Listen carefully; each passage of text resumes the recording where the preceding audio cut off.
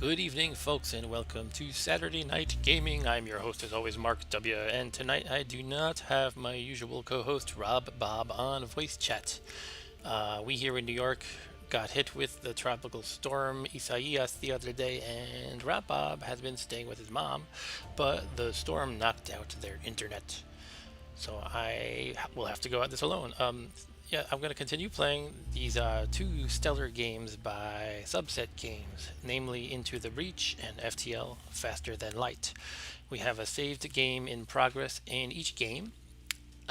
Yeah, so sadly I'll have to go at it alone. I really liked collaborating with Mr. Rabab on Into the Breach, as well as FTL, and he actually taught me a ton on Into the Breach, as he knows the rules of the game much better than I do. And not only that, it was cool bouncing strategies off each other, going back and forth, coming up with a plan, and just having someone to chat with. But that will not happen, unfortunately. So I'm going to ask you, the viewer, to up the ante on the interactive chat. Tonight, I have the stream's latency settings as low as possible, so you should only be behind my real-time action here by about 5-ish seconds. If I'm struggling to come up with a strategy in the game, please feel free to chime in. Also, as usual, any other kind of chat is more than welcome. If you want to talk about what other games you'd like to see on the stream, or anything, it's all good. Maybe talk about a nice dinner you ate recently. I had some leftover prepared food myself, so nothing too exciting on that front. Okay, that said, shall we just jump into the Breach? As you can see, that's the game we're going to be playing first.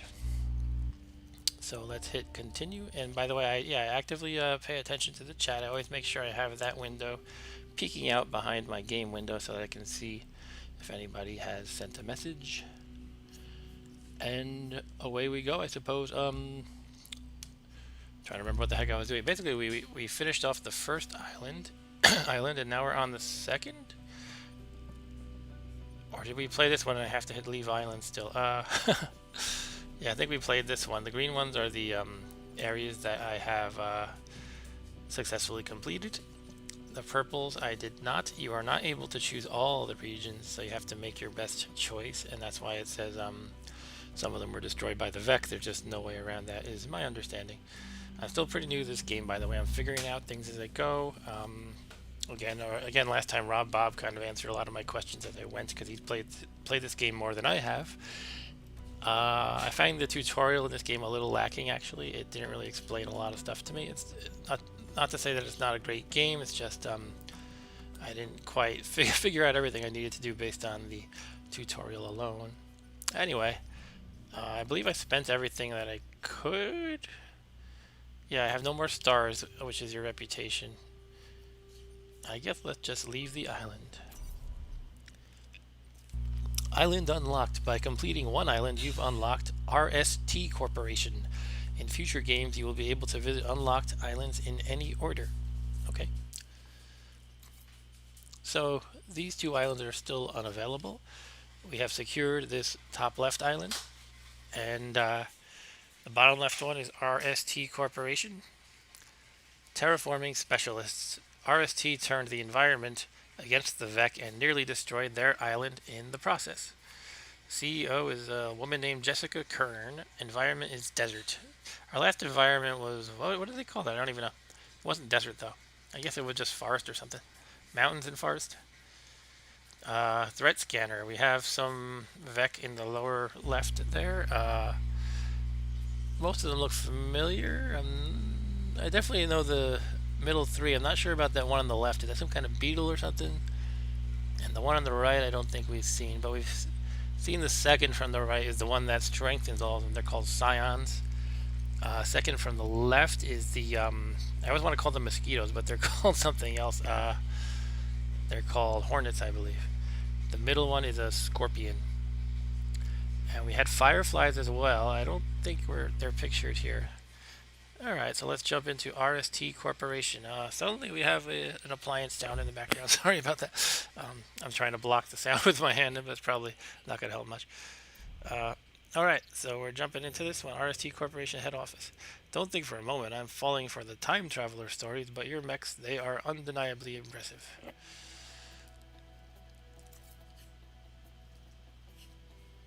Okay. No Vec detected here, so we get to choose Kern's Folly, Tesla Fields, or Rust Dune. Sorry about that.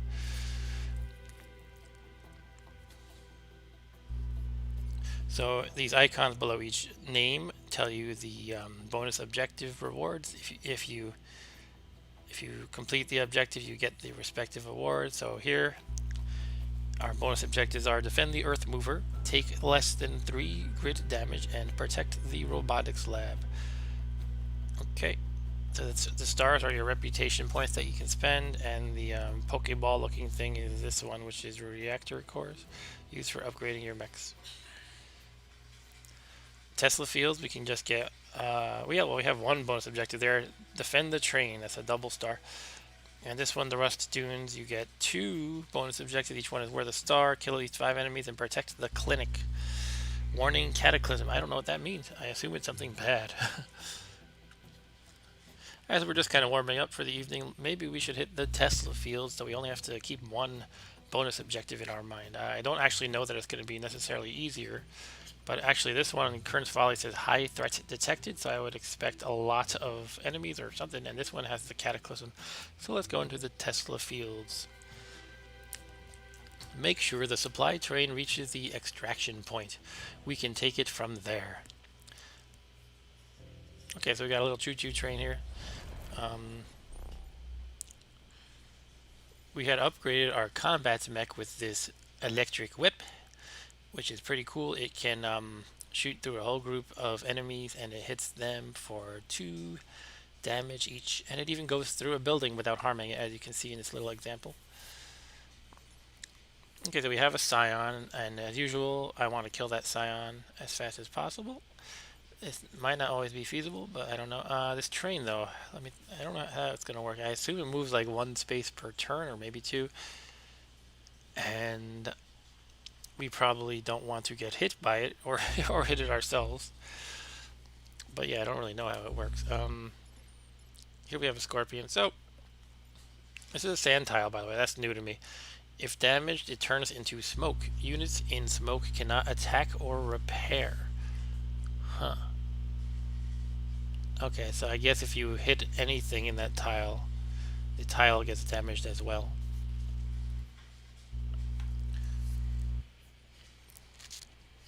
Okay.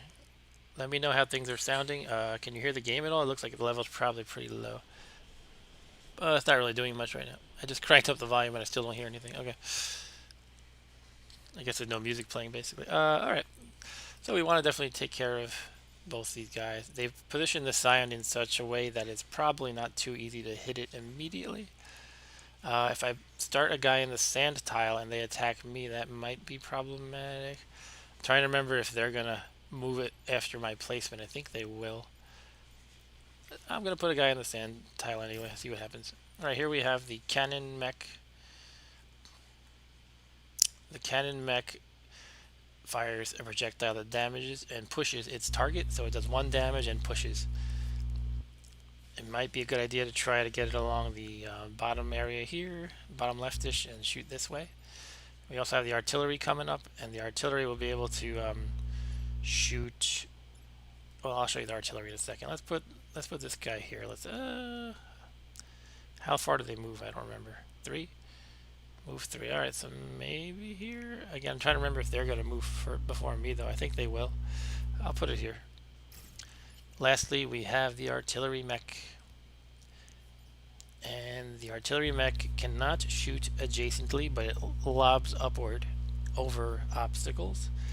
Does 1 damage, and it pushes every adjacent enemy to the blast by 1 tile.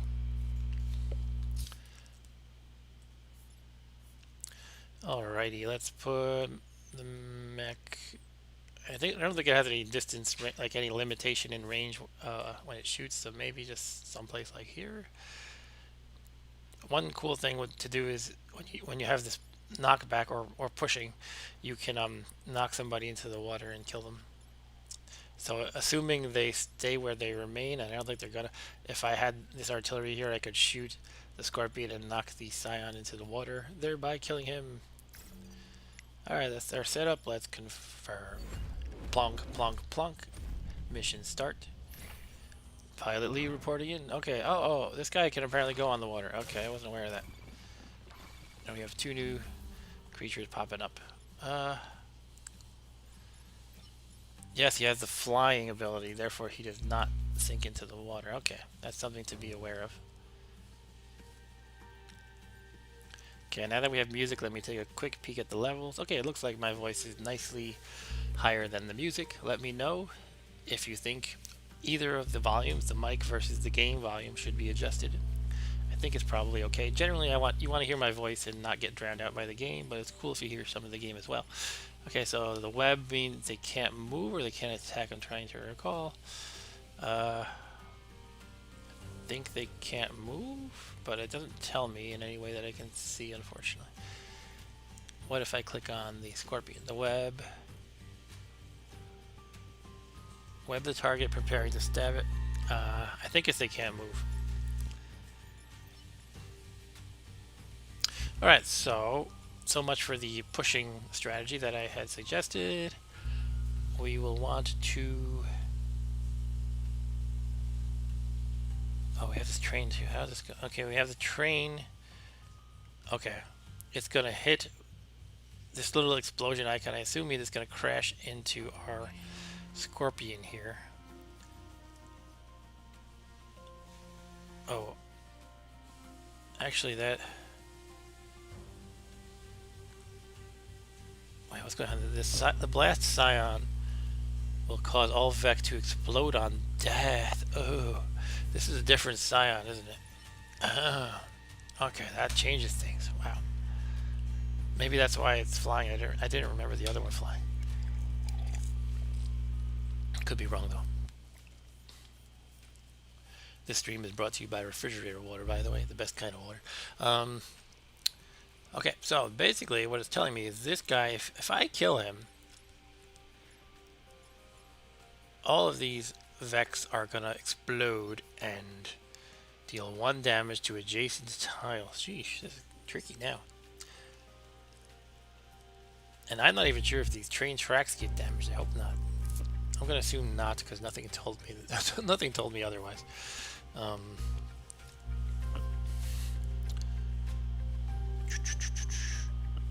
So we have 2 popping up here and here. Now I could just punch this blast scion, and actually, you know what? I'm used to a Vec increasing the health of each of these Vec. I'm used to the scion increasing all of Vec's health, but I think the bonus here might be the explosion only and no increase in health. Yes, okay. So in a sense, this guy is less dangerous. In another sense, he's more dangerous. So I don't... Like before, when he was beefing up all of the Vex, I would try to knock him out right away. Because an extra health on all the Vex is kind of nasty. But now it's like I might just let him live for a while. He doesn't seem to have any other attack. It doesn't say any attack here. It just says move, flying, and the passive effect, explosive delay. Whereas for this guy, it shows in the little animation their web target and 1 damage stabbing. Yeah, so I can let him live. Okay, so let's worry. Or I guess the idea would be if when I get a good opportunity to kill it, I will kill it, and you know, and then the explosion won't do too much damage as well. Okay, but yeah, I'm gonna focus on this scorpion. I could punch it for 1 easily, and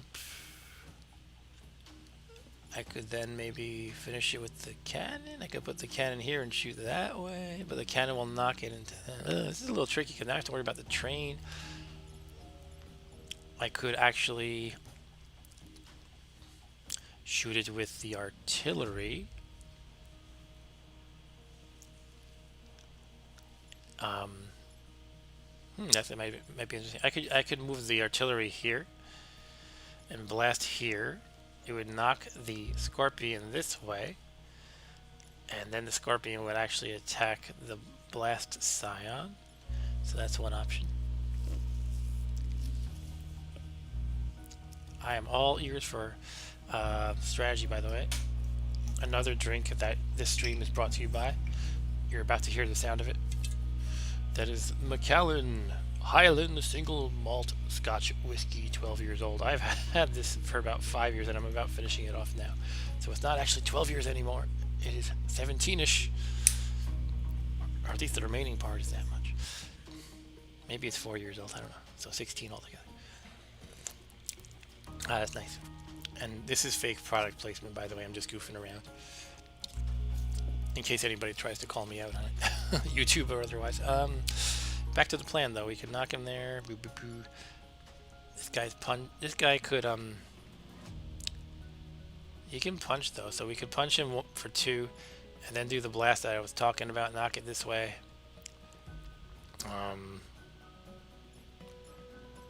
And then each of these will have 1 left.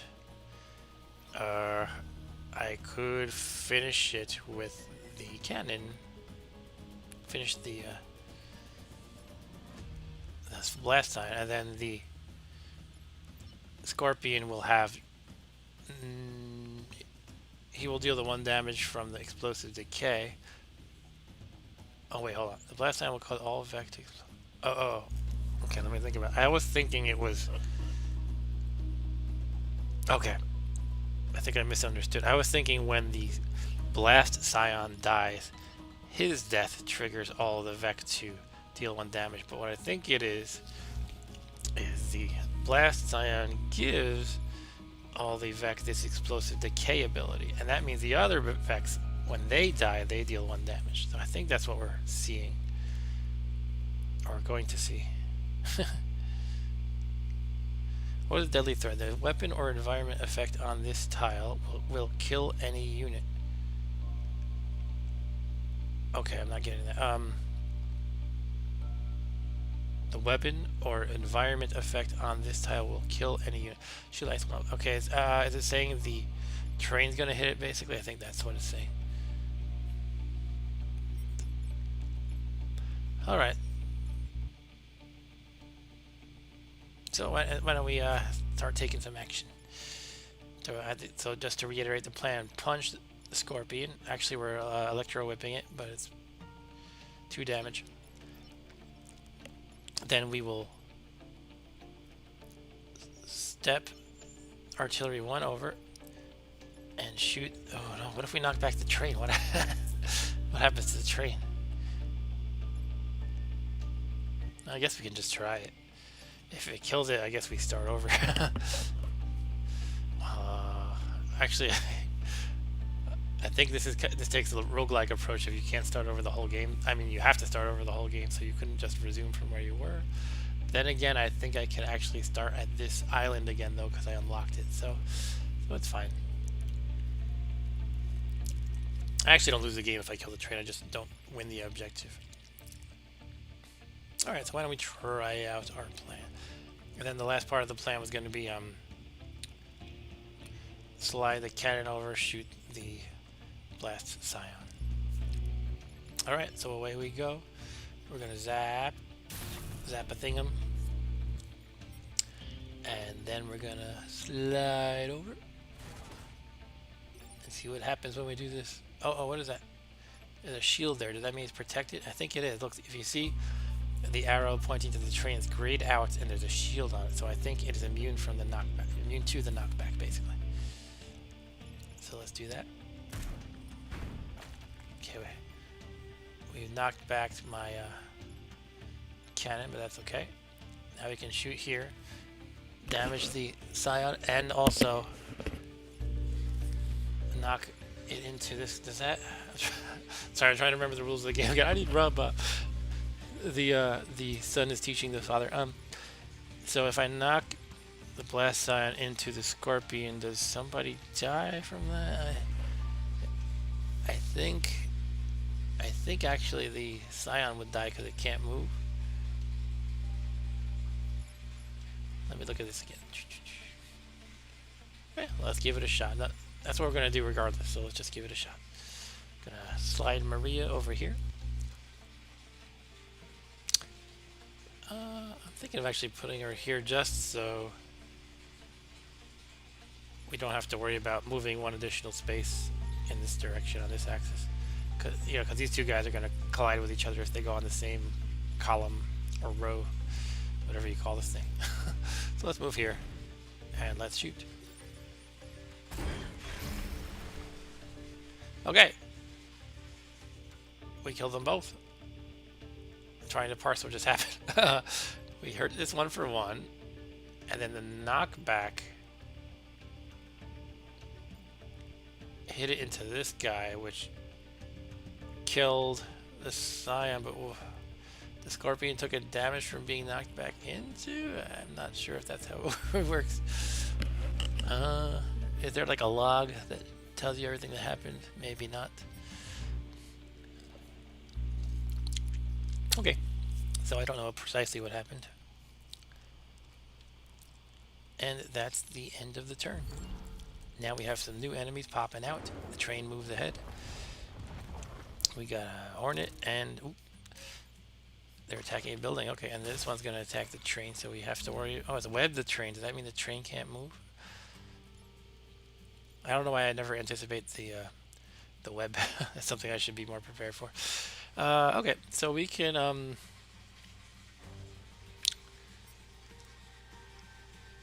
if you notice here, by the way, in attack order, the train moves after the enemy's attack, so that's worth. Oops, sorry about that. That's good to know. I accidentally mangled the size of the building. Let me make sure that the stream is capturing the whole window still. Yeah, it looks good enough. It looks okay. We're okay, folks. Alright, so back to the point. Let's slide over here, zap with the whip. I think he takes 2 damage. It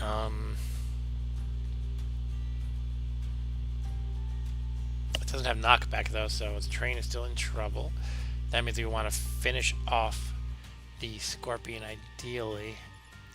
We have this threat as well, unfortunately. And one problem here is if I find a way to knock back the Hornet in this direction, the southwest direction, it's still going to hit a building, just a different one. But the artillery could target next to it and hit it northeast. So that's one option. Or we could just kill the dang thing. That would probably be more that would probably be better, wouldn't it? If the cannon and the artillery both shot it, it would be dead. But then we have the issue of the train getting hurt still. How many hits does the train take, actually? That's worth looking into.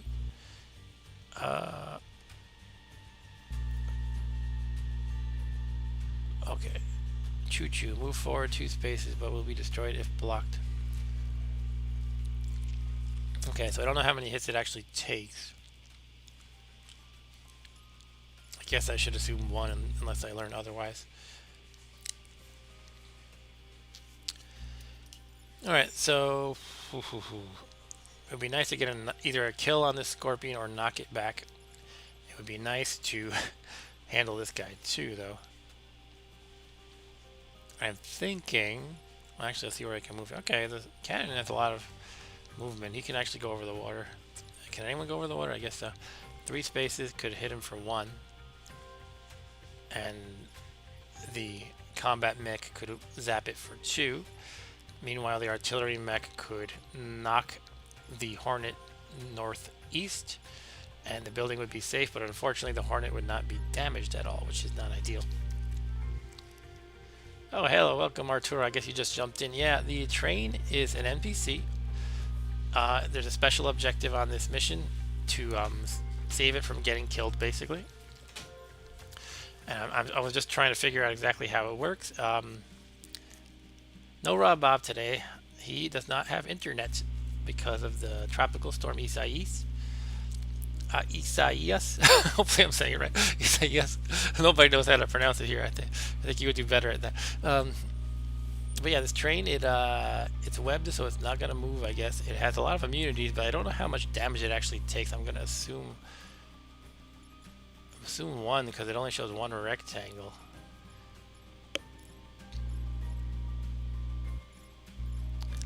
Alright.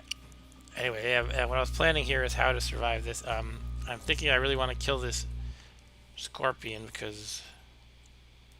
Well, Hold on, let me think. I still want to kill it, but I could actually... No, I can't knock it back in any meaningful way, kind of. In other words, it's going to hit... If I knock it back southwest, it's going to hit the train. So I want to kill it. If I have no means of knocking it northeast, well, I could with him probably, but then I can't really handle the Hornet. Or could I? Let me think. Or could I? I do a lot of second guessing my strategies in this game. So I could actually run the combat mech over here. The Hornet is now out of the picture. It's dead. And then these two guys could hurt the Scorpion for 2 and ideally knock it back as well. Probably can't do both. Probably can't do both.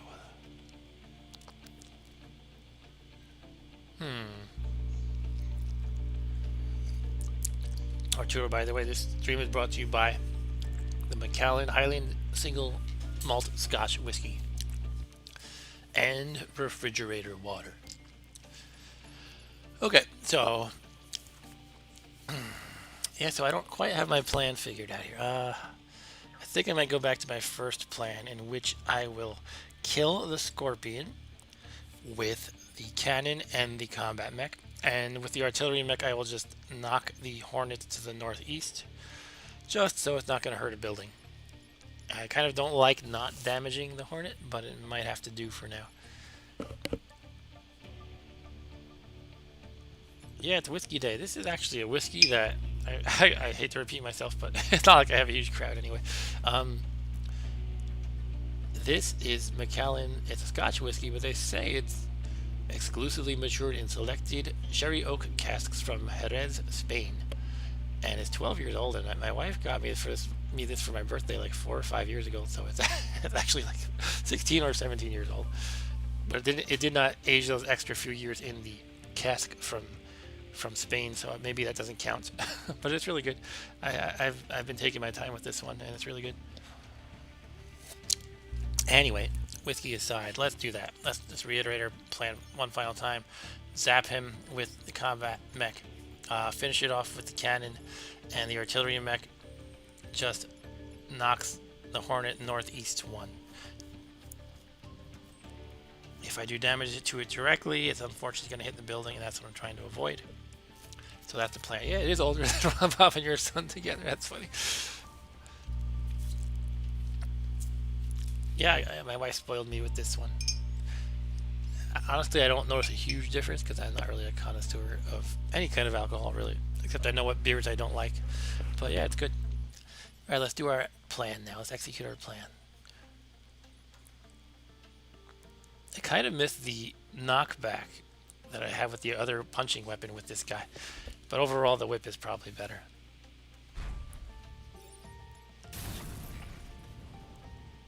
Looks like RST makes trains that can take a hit. Wait, did I whip it? My whip affects the train. Oh, I didn't know it was going to work like that. Alright, so it's a damaged train. Shoot. That's too bad.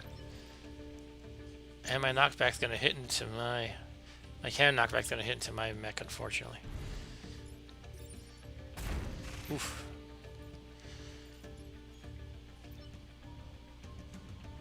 Let's step aside 1 and do that. Okay, that is the turn.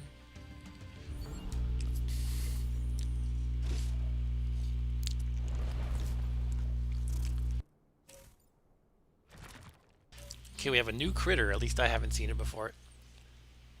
Oh, look at that. I lost one of the objectives. Defend the train. Now I only have defend the damaged train, and I can only get 1 star. I didn't know the whip would hurt it because...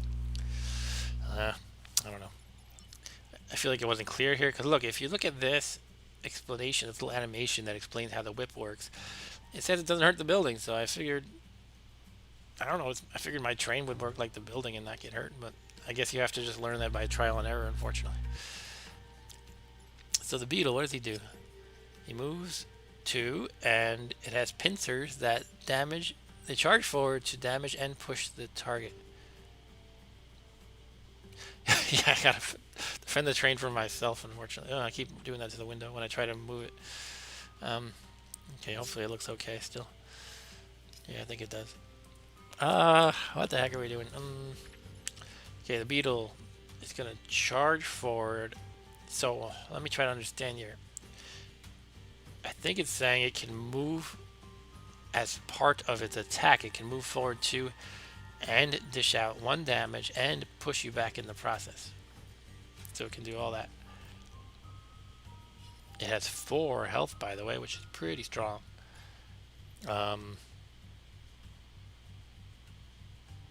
I could kill it if every single one of my guys focused on it. We still have this annoying beetle to deal with. That might be the best option, though. Actually, this thing could probably drown in the water, I would assume. Can we figure that out? I think we can. It's actually not that hard. So what we would do is, with the artillery, we shoot over here, this highlighted space, knocking the beetle northwest to where the cannon is now. He'd have to be moved out of the way. And the cannon could be, for example, right here. And then it just knocks it into the water. Most non-flying enemies die in water. It is non-flying, and nothing here tells me that it should survive water. So let's do it. So that's one thing down. And then we have the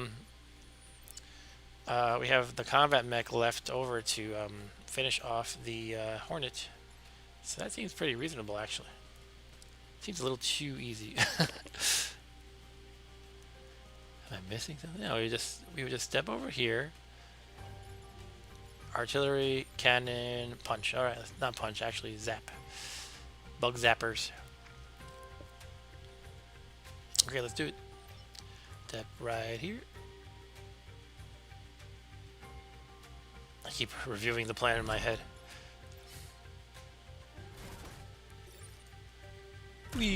Plop. Actually, now we don't plop yet, and now we plop. Nice.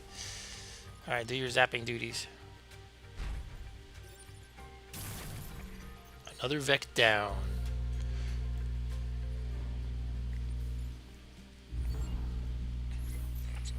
Even Kern's got to be smiling now. Hooray, hooray. This stream is also brought to you by Goldfish Crackers. Why was the train's path interrupted? It could have been destroyed. My engineers say it's recoverable, but we can't afford to have it idle for repairs. Oh, shut up. You didn't tell me that your train wasn't immune to my electrical whip thingy.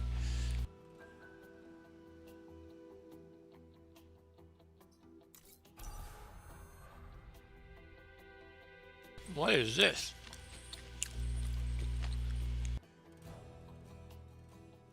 Does that mean... Wow, +2. +2 hit points. Or health points, whatever it's called. So that means it can take 5.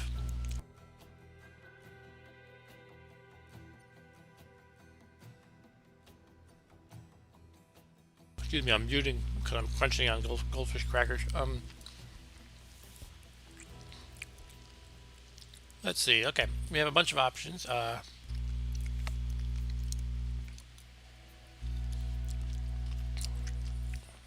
Whiskey and goldfish.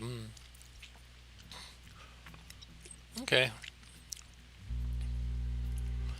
In this one we have to protect some clinic, and there's a cataclysm warning. I don't even know what that means.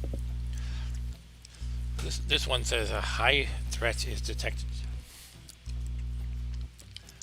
I don't know. What could we use more of?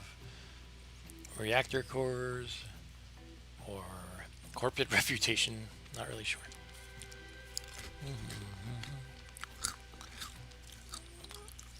Well, this one gives you a lot of stuff if you can deal with the high threat and meet all 3 objectives. I don't know, but let's try an easier one first. Maybe we'll do red sands. This one will give me a power grid. Yeah, let's do it. So we have to if the objective is do not kill the volatile Vec. I guess that'll be explained. And protect the coal plant. These volatile Vec are living bombs. Don't kill it. Drive it away before it turns the region into a crater. I guess I have to like repeatedly knock it back or something like that.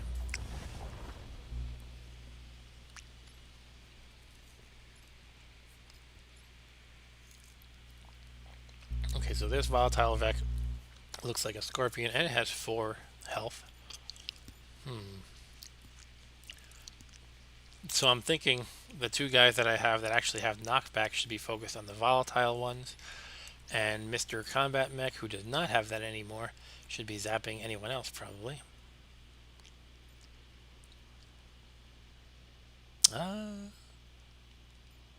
Alright. I'm teeter-tottering between these two. I kind of want him out of the picture as far as the volatile guy.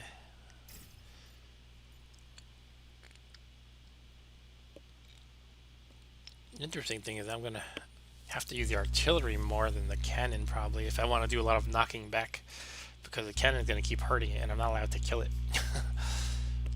So that's that, I guess. But given the current placement, say I had the I know I have the cannon mech selected, but say I put the artillery here, this guy's gonna run up right after we deploy, and then the artillery wouldn't be able to hit him because it's right next to it. So I think what I'll have to do is 1 damage with the cannon initially, just to push it back. And I don't know, I have to see how I play that. What does this guy have? He's 3 move. 3 move. I guess all scorpions have 3 move. Okay. Alright, let's just put it here and see what happens, I guess. Not quite sure where I want this one, but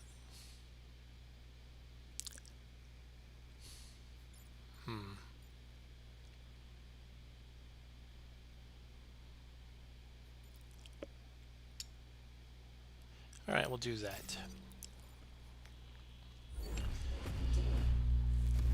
Mission start. Got something on sensors. Failing fast. What is that? Oh, it's one of those things, those pods that contain stuff.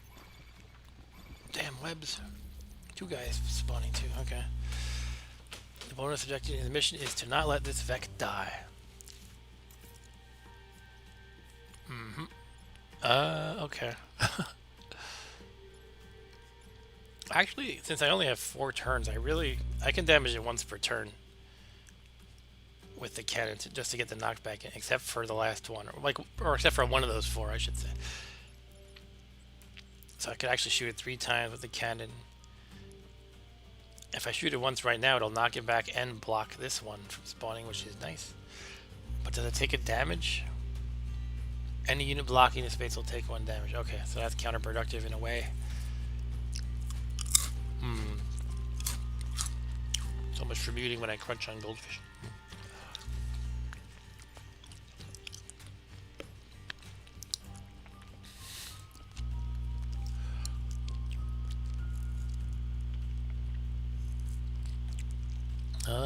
Oh, any ideas?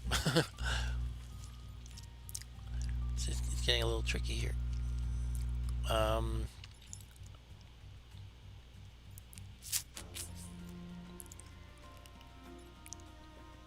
How are these guys shoot exactly? Okay, yeah, it's just they web you and stab you. Okay, the same old thing. I mean, I could say move the artillery here, bomb right here. It knocks the volatile Vec southwest. That would make its attack harmless for this turn.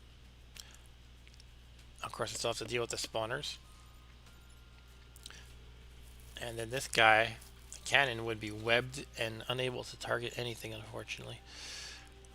Well, I could target him, it's just that it's going to knock back into the combat mech. It might be worth taking 1 hit, though. Now, I thought it said that I got 2 extra health for the combat mech. Oh, it was for this one.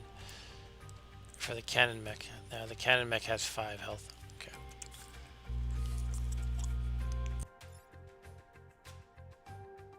Okay. So I'm going to move. I'll do what I said. I'm going to move artillery here, fire here, just to remove the volatile Vec from harming anybody, and we don't have to harm him. And then we can shoot. I was gonna say shoot the Scorpion with the cannon. It harms my combat mech for one, unfortunately, but the combat mech can finish it off with a zap. If you fire between them, do you move your own tank? Sorry, I'm not following which. You're saying if I take the artillery mech here? I know we're at a little bit of a lag, but it should be pretty short lag. I'm streaming on ultra low latency.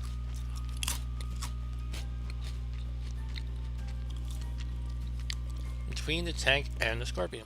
Oh, okay. So you're saying if the artillery mech shoots right here between the cannon and the Scorpion. Well, that would oh, okay. So that say I move out of the way first. Okay. Yeah, that would. Oh, it's not a bad idea. It would knock my cannon mech out of the way, and the volatile Vec would harm nobody. The Scorpion would get knocked into the combat mech and harmed, unfortunately. That's a good idea, though. It's kind of similar to my original plan, except except it's just a different movement position, sort of. I like it, though.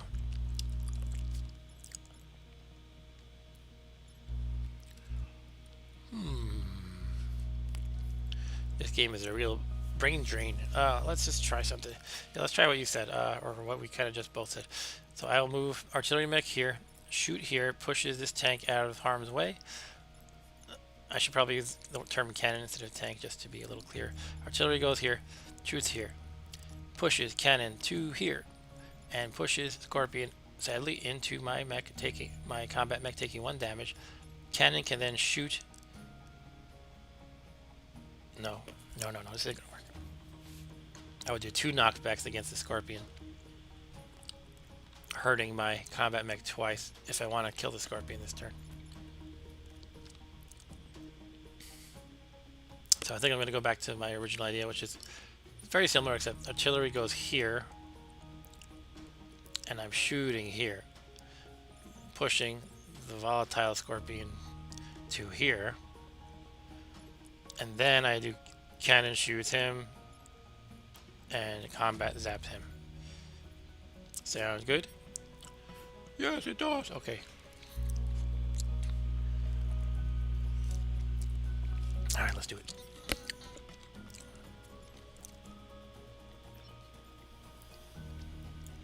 Wouldn't that... Hold on. Wouldn't the mech be free to whip the Scorpion?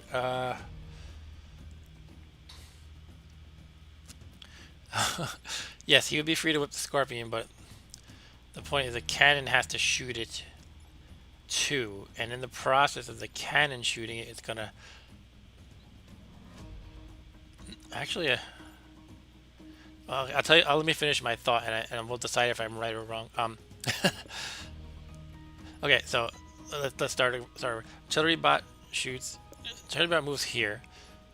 Artillery bot then shoots here, knocks the cannon to safety, and knocks the Scorpion into the combat mech.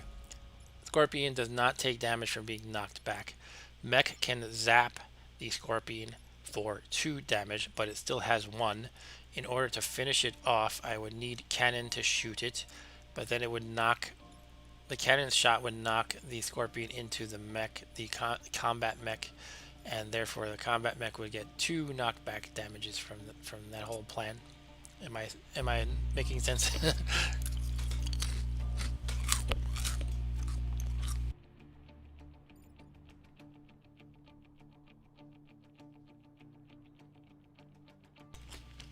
Our goldfish cracker so addicting.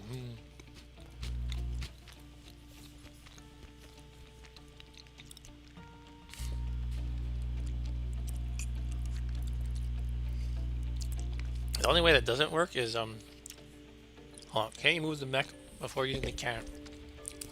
Are you talking about the combat mech? Because he is webbed, he cannot move.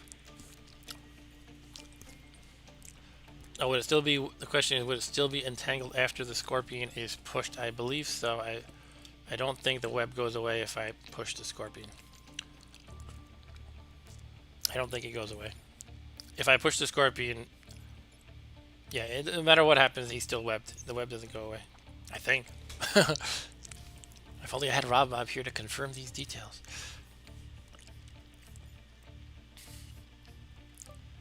Alright, let's do it. I'm gonna move here, shoot here, push that guy. Cannon shoots here, and the combat mech finishes off Scorpion.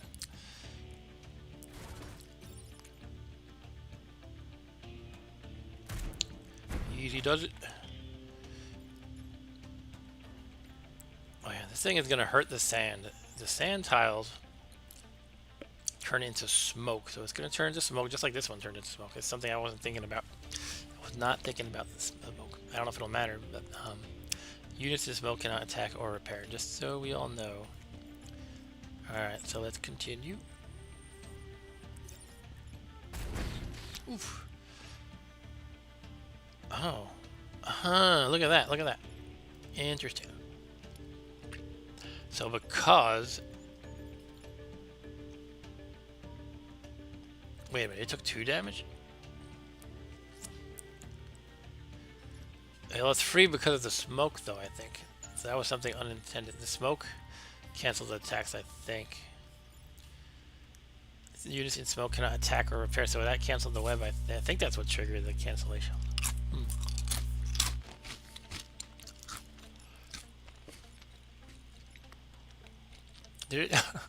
I need my son to guide me. But I think what happened, for the two, as far as the 2 damage goes, is the shot hit it for 1 and then knocking. Is that how it works? Is it knocking? It says 1 damage, right?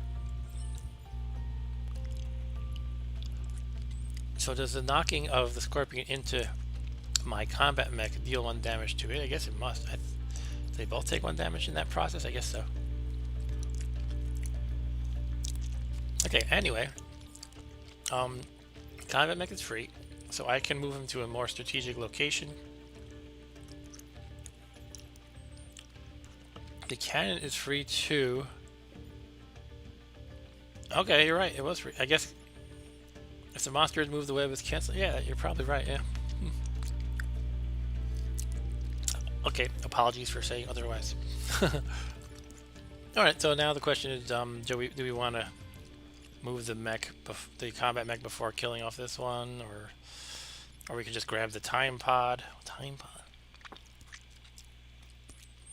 I'm a little concerned about 2 enemies about to pop up, and I still have to manage this idiot. So I'm leaning towards killing off the scorpion, but not totally sure. I think I'll just do that, and hopefully another opportunity will arise to grab the time pod. On the other hand, this thing, if it has 3 move, it might just eat the time pod right away. Not the tide pod, by the way. We're not eating tide pods anymore. Alright, let's kill off the scorpion. I think that's the best course of action. Oh, the scorpion should be harmless for this turn, right? For this turn, yes. But then next turn, it can move, and it will no longer be in smoke. If you kill it, it explodes, I think. No, it's not going to explode. It doesn't. We don't have that scion from the last. You don't want to kill it. You're thinking I should get the time pod? Is that what you're saying? I mean, there's only 1 hit left. I could finish it with one of the other guys, I guess.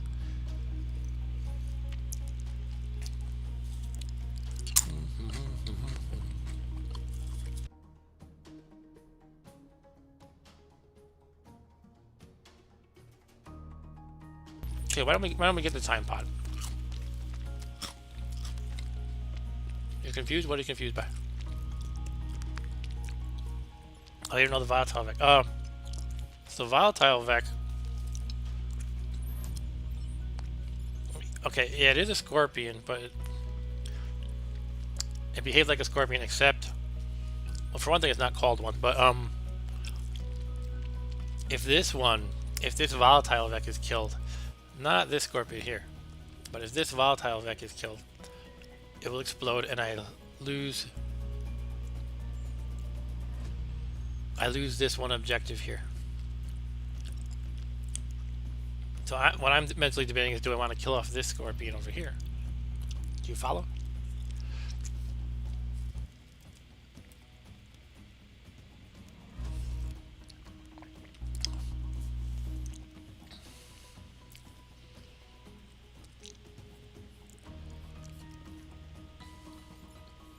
Alright, so don't want to wait too long for chat responses. I will I think I'm going to just finish this one off. This is not the volatile Vec here, just to be clear. I'm just trying to kill off one guy so I don't have to deal with 4 guys on the next turn. Okay. Well, everything's a Vec. Every enemy's a Vec, but it's not a volatile Vec. That's the bottom line. Alright, let's kill this thing off. Dead. Another Vec down, and that is our turn. Okay, so that thing attacked the desert and made smoke. And now we are webbed again. Hooray. Ooh. Okay.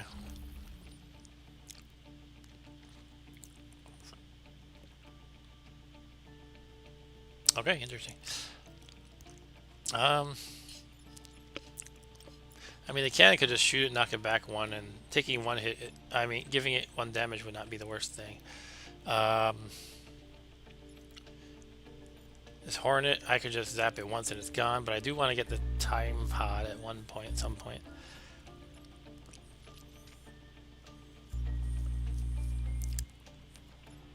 The beetle is a little nasty. It takes 4 hits, and I cannot knock it into the water this time.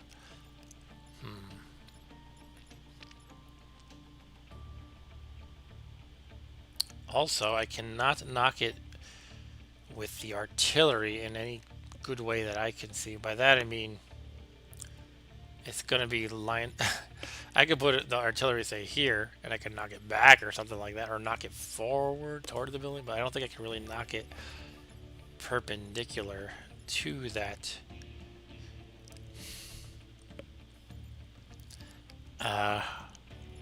Could I actually? No. The problem is that I have to shoot at least 2 spaces away, which makes it a little tricky.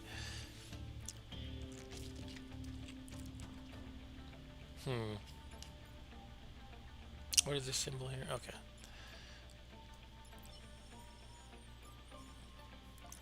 So how do I handle this beetle? Cannon is webbed, but as we learned, if I say knock the Scorpion towards the artillery by shooting, say, here, the cannon mech would be no longer webbed, so that's good to know.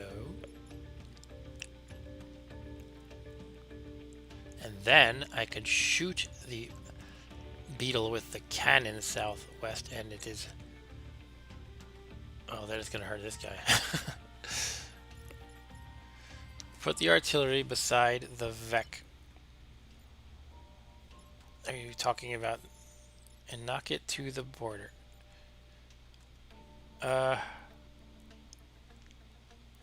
Sorry, which Vec are you talking about? They're all Vecs, to be clear. You're talking about the volatile Vec? Okay, so I put the artillery next to this volatile Vec, and then I can knock who to the border? The beetle? Well, I couldn't actually hit the beetle because it's exactly 2 spaces. Well, I could hit directly, but I couldn't knock it. It's hard to do this kind of lagged strategic thinking. What did I just do? Continue now. Yeah, it's hard to do this kind of strategery with lag time, and when we use the wrong term for the units, it gets even harder. Okay, free the cannon with the artillery, sure.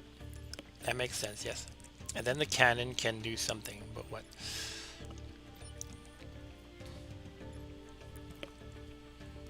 Let's see.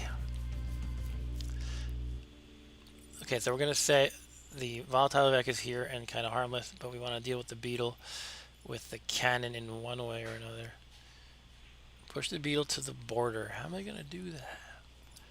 If I slide the cannon over when it's in the smoke, and then it can't shoot anymore. I could move the cannon. No, wait, that doesn't work. It's going to be blocked. So you're saying with the artillery, push it to the border, perhaps? But we said use the free the cannon with the artillery. Okay, that's its shot, and then the cannon would have to be the one responsible for knocking the beetle to the border. But I don't see how we can do that here.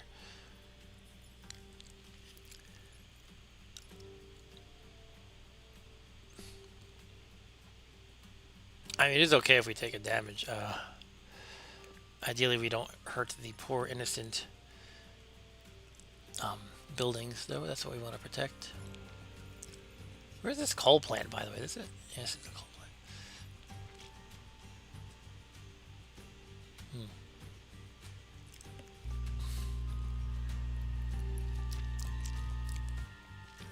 Alright, so let's go over this. Push volatile vec here. Cannon then can do something. It could move here and then shoot and push the beetle here, but that would hurt our artillery. At least it would protect the building, though.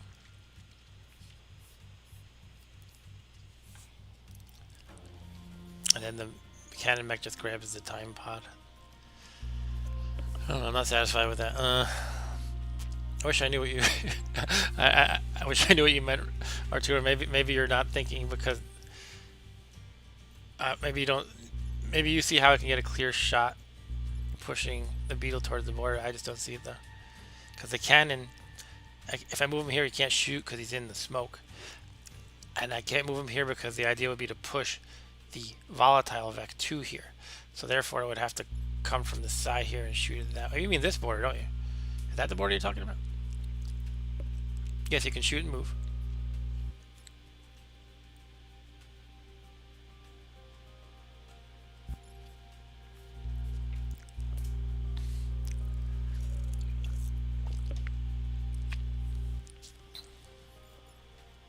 Type faster. I'm just kidding. it's really okay. It's not like we have a huge crowd or anything. But if anybody else is watching and wants to chime in, please feel free to do so. It tells me there's 2 viewers in my YouTube studio thingy, but I recently learned that YouTube kind of estimates these things, and they're very rough estimates, so I never really know who's actually watching or how many people I mean. But yeah, I can move and shoot.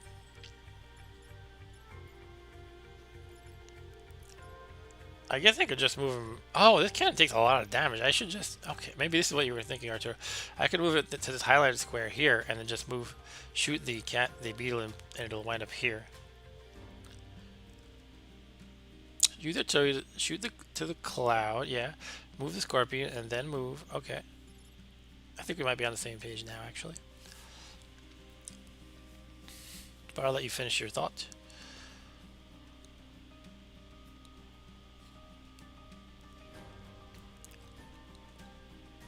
Assuming you were finishing the... I'm not sure if you were finishing a sentence there. Alright, why don't we just do it? I'm going to shoot here. I'll just let you play. That might be the best. I'll take hints. I'll take suggestions. But yeah, we can't really have a huge back and forth conversation, or we just kind of wind up... But yeah, we kind of... Yeah, I get you. That's cool. You could call me if you want. You want to do that? We could talk on Slack. You could replace Rob Bob. But for now, let's just do it.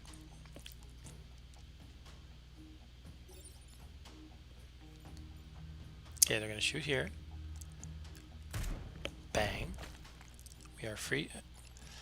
We'll move here, and I'll shoot the beetle, and the cannon will take 1 hit, but it takes 5, so it's not really a big deal.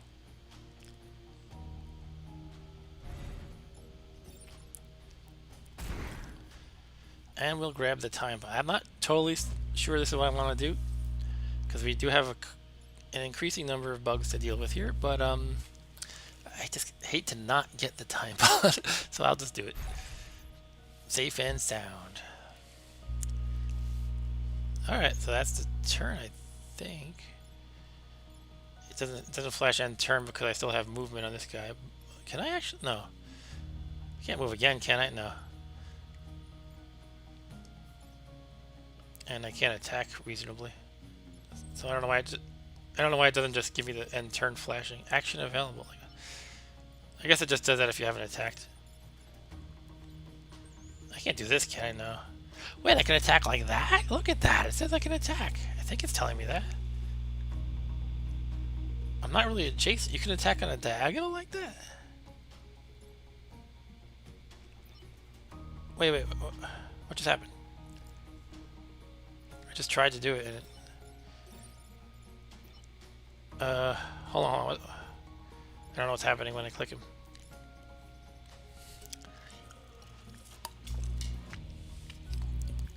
Okay, so I click. It says I can attack, it's flashing. It lets me select here. You can see the cursor, the icon is not disabled as it is with this one. Here it's saying, no, you can't shoot there. No, you can't shoot there. No, you can't shoot there. No, you can't shoot there. Yes, you can shoot here. But when I click that, it, I don't know what it's telling me at this point. You can't attack the empty square, I don't think. I don't know. I think it's just kind of a little hit beside the wasp. No, you can't do that. I can only target... If you look at the icon, right? It lets me click here, but not any of these. You know what? It's not. It's a little bit of a confusing UI issue. That's all. When I click here, it's saying it's letting me click the creature, the Vex, to select and show what it's going to do. So it's just a little bit of a misleading UI issue. So let's file a bug in Jira and continue.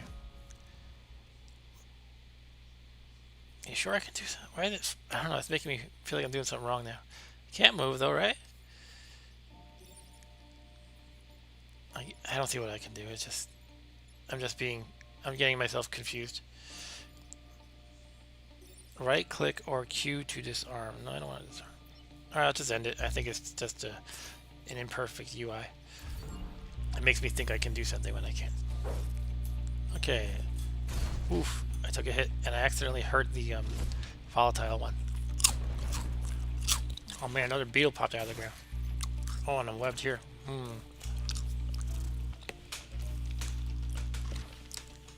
Okay, it's a little bit hairy.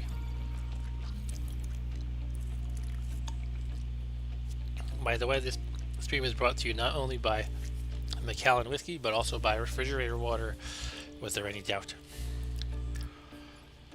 What over here? This guy is a scarab.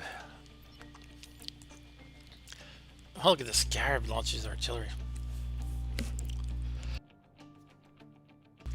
So this one will shoot, I guess, kind of like my artillery, except it doesn't have a knockback. Alright. I have a building threatened here. I don't like this. How much damage does this one do? Just one, okay.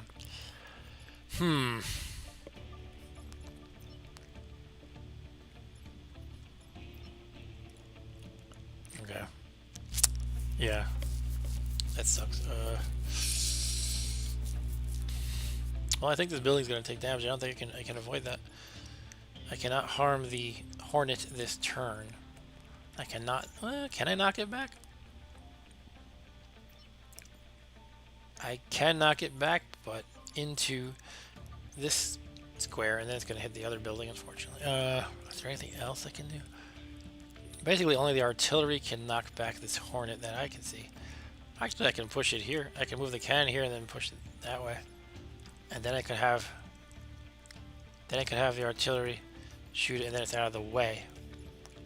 I shoot next to it, and then it's out of the way. But then I'm left with this ugly situation with the webbed combat mech who's about to be overwhelmed. If you look at the situation, it's going to get overwhelmed any second now. Because they got this scarab beetle. This beetle's attacking a building. Well, that's not good either. The volatile Vex attacking, and two new guys are about to pop out of the ground. Eek.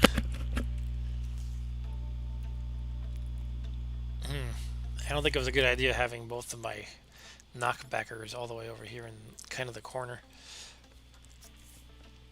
I if I give up on the Hornet for this turn, I could move the cannon, say here, knock the beetle, and damage it for 1, and then it's going to hurt the scarab. Also, I'll avoid the scarab from hurting my cannon, so that would be 2 good things to do in 1 turn with just one unit. So that would be good. It would do some damage and save this building from the beetle, although not from the Hornet. I might just have to bite it with the Hornet, take the damage. And this poor guy here, I don't know what to do with him. If I zap the volatile Vec, that's kind of counterproductive. If I sit here and take it, that's not good. I might just have to do that. I guess, is there any way I can knock the volatile Vec so that it's off of my combat Vec? I don't really see a way though, unfortunately.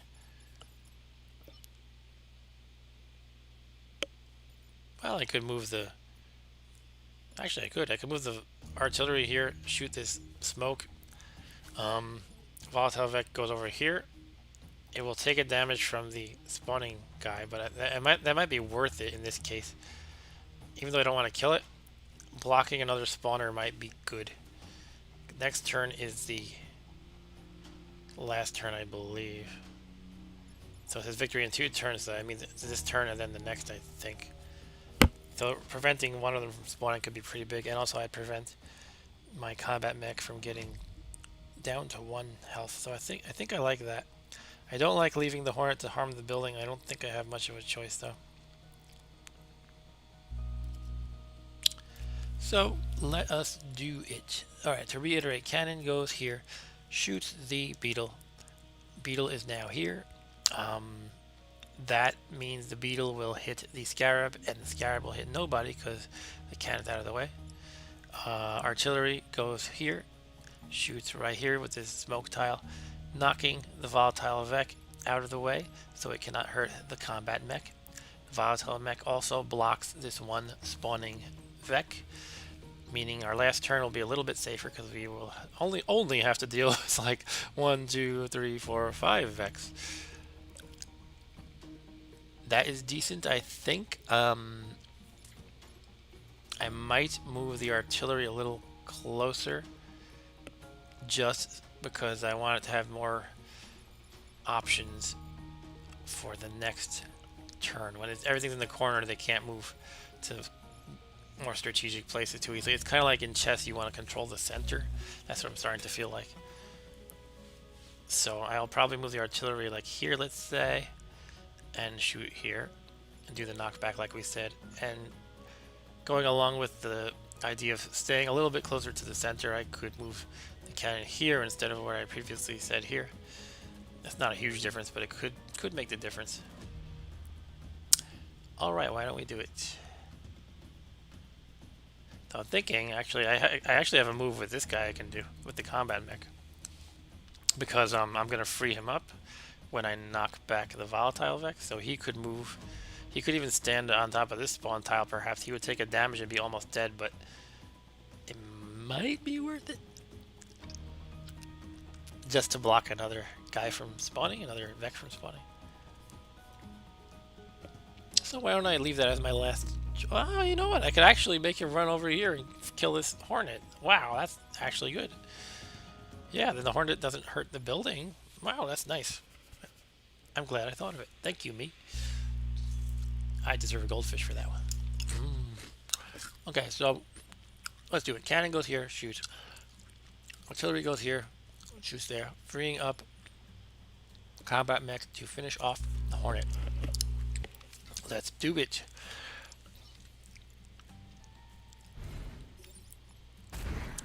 Alright, gonna move here.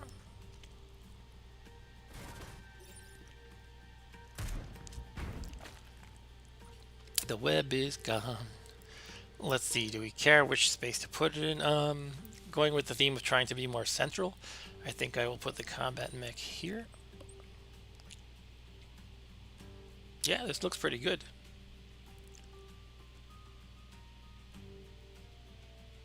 My only concern is if the spawning guy like goes like over here or something, and my guys can't reach him at all. I don't know. I think it'll be fine. Let's just do that. Die, mofo. I killed my own guy. Wait a minute. Ah, shoot. I didn't realize it hurts my own guys. I should have realized that with the train, though.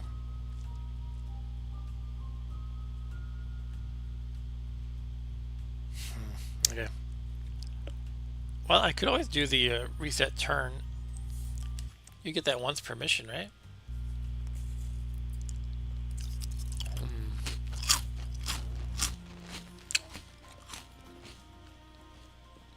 Why don't we do that? Then I can just, hold on, let me think about it.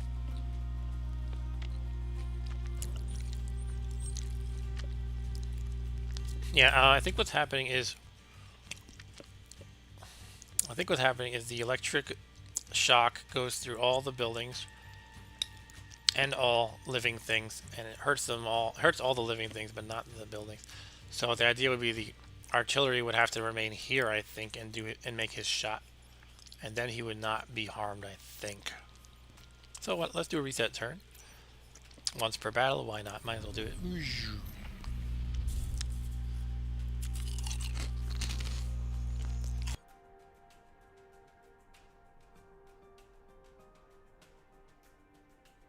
Okay, so do everything as before, except artillery will move here instead of here. And hopefully the diagonal, yeah, I'm like beyond 90% sure the diagonal will not connect the electrical attack. Well, you learn something every day, right? Alright, let's do this. So, let's reiterate one more time. Cannon here, shoots here. Artillery here, shoots there. Combat goes here and zaps here. And he will not hurt anybody except the Hornet. Right, right.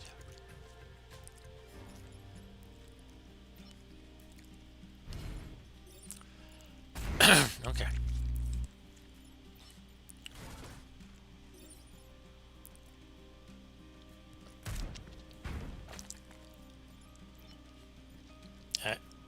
And now we just want to go here, probably.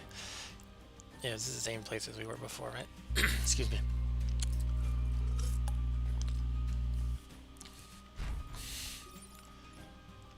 You know what? The numbers tell you where it's going to hurt and for how much. So there was probably a 2 on top of my artillery earlier, but I just didn't notice it because I'm stupid.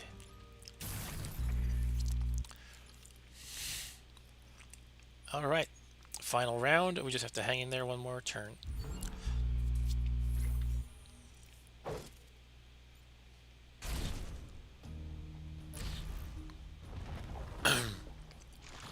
Ooh. Oh, it got me in the web. Caught in a web. Okay. So, I mean, we just have to survive, basically.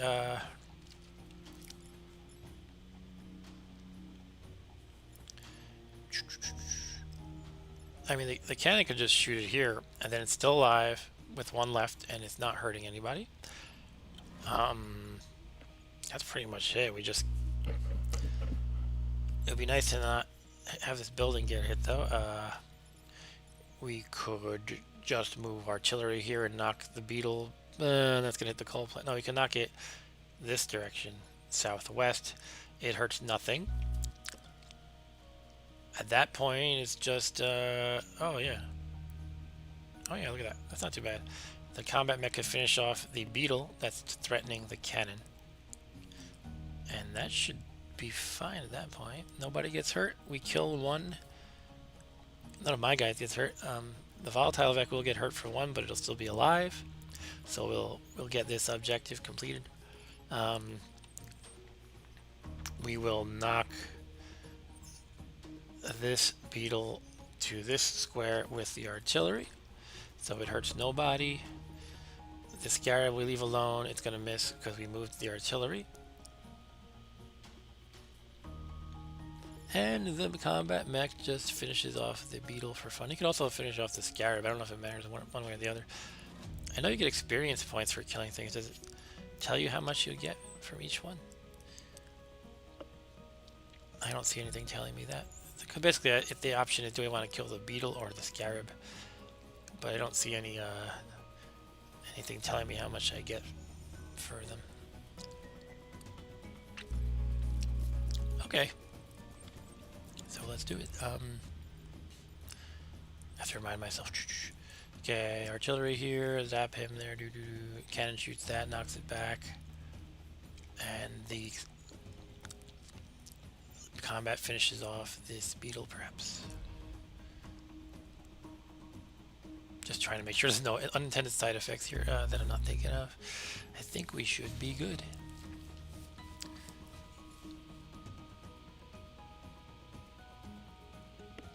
I wonder if I could kill more than one with knockbacks and the electrical thingy.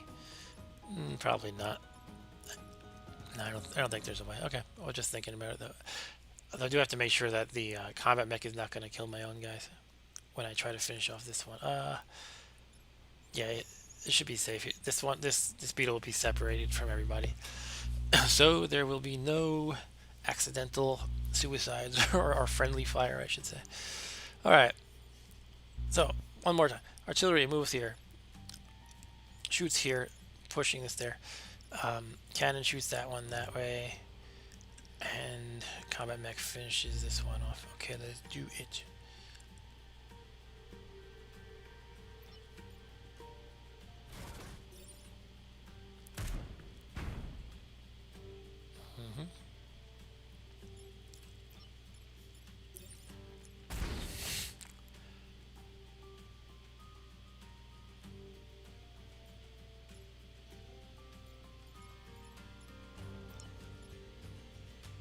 Oh, what if I can't move there?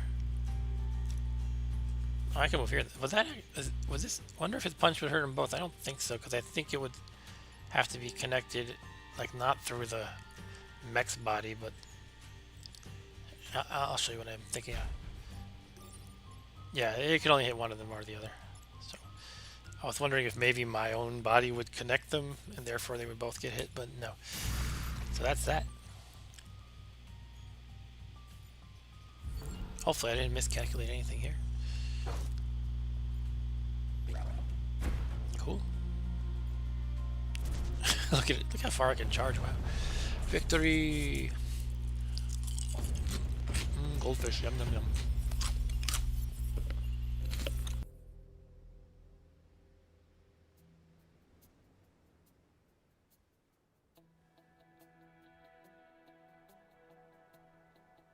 Okay.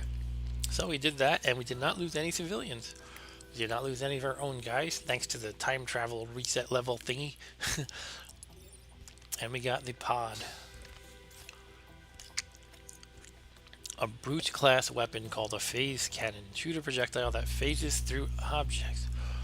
So in the little demo animation, it shows it shooting through the building. Huh. I guess that means it could shoot through things like mountains and other obstacles. And we have a reactor core. So I'm trying to think, I only did two battles in an hour and 20 minutes. Alright. That means that'd probably take another 40-ish hours for the third one, which is making me think it might be time to switch to our second game of the evening, which is FTL. So I'm going to take a quick break to take a bathroom pit stop, and I'll be right back.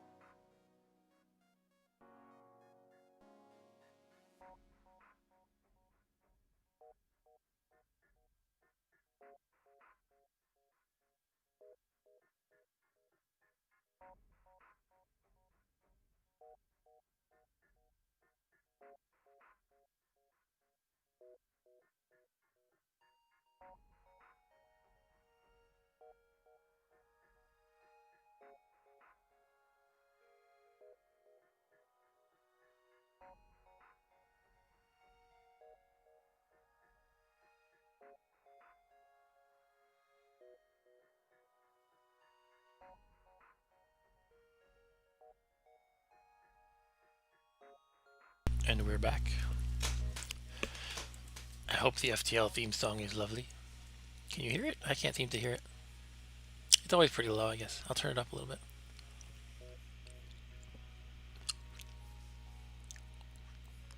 Okay, we were in the middle of a game with the Lanius B ship, I believe. This is B, right?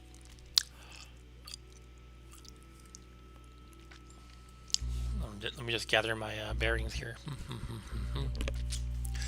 Alright, we have Arturo the NG, we have Rob Bob the Lanius, we have Nadley the Lanius. Nadley comes up, that comes from a friend of mine, a friend and me used to commute to work by car quite a long distance, about 50 miles, and we would just make up stupid ideas as we went. And this was kind of the early days of the web, and we came up with the idea of a web cartoon called Purvis and Nadley. We were kind of inspired by Beavis and Butthead, but they were Purvis and Nadley. I don't remember too many of the jokes, except they had a this is gonna have to, I hope you don't hate me for this, Arturo, but they had a Latino friend named Aswipe, spelled like what I'm about to I know it's not a Latino name, but it looks like asswipe, and people would call him asswipe, and then he would always correct everybody, say, no, it's Aswipe, you idiot. Anyway, that's really stupid, I know, but we thought it was hilarious at the time. So Purvis and Natalie was our cartoon that never was. Okay, so what do we have here? 22 scrap. We are boarding with Laniuses. We have a small bomb. Not too many missiles though. I'm glad you like it and don't hate me for that sweet A joke.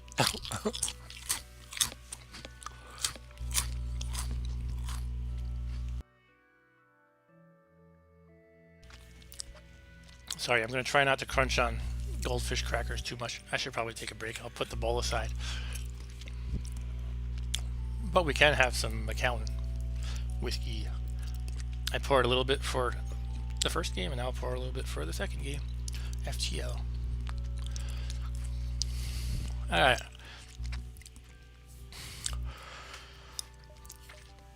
Alright, so I guess we just gotta move forward. We have boarding, we have mind control, we have clone bay, we have 2 levels of shield, 2 engines, not great, but that's okay. We're low on bombs, so we might have to switch to advanced flak soon, perhaps. We're only in sector 2, by the way. We were playing on hard difficulty, by the way, as well. Store is not too useful when you have 22 scrap, but I could move here, then here, and then see what we have by the time we can hit the store. What was the other? There's one other character I just remembered. We worked with a guy named Ron, and Ron was a weird guy, so we made one character, and his name was Evil Ron the Alien, and his I don't know why we came up with this stupid stuff, but he would drink water filtered from his own pee. That was his thing. I don't know what was wrong with us. Evil Ron the Alien drinks water from his own pee, filtered from his own pee. Okay, you notice an NG. This one's gonna cost all my missiles. You notice an NG colony hiding on the other side of a nearby moon. It turns out they're excavating an equipment cache from the Federation Mantis War, and they suggest it might be used to lure the pursuing rebel fleet. Well, that's all my missiles if I do it. I'm gonna cheat and use the wiki. I like to cheat a lot. It's fun, you can just start typing one of these phrases into Google or your search bar and it'll know, oh yeah, you notice an NG colony. Look, as soon as I can't really show you, but as soon as I type you notice N, the first result in the autocomplete is you notice an NG colony hiding. I don't know if that's tailored towards my specific searches or if that's just in general the most common phrase. So basically if I booby trap it, the rebel fleet is delayed for 2 turns, which is not bad, but I only have 2 missiles. So the other option is to secure the cache and you get mediums, scrap, and a drone. I think I'll go with number 2. Any suggestions out there? Let me find my chat window again. Number 1 or number 2? I know, I'll ask Evil Ron the Alien and Sweepe.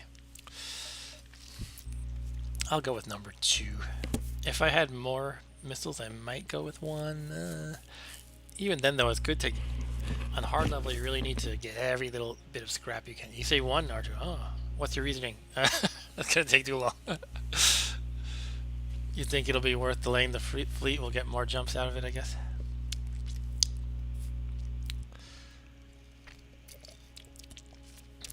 Alright, I'll do number 1. You don't have to justify it. Let's do number 1. Fleet delayed by 2 jumps.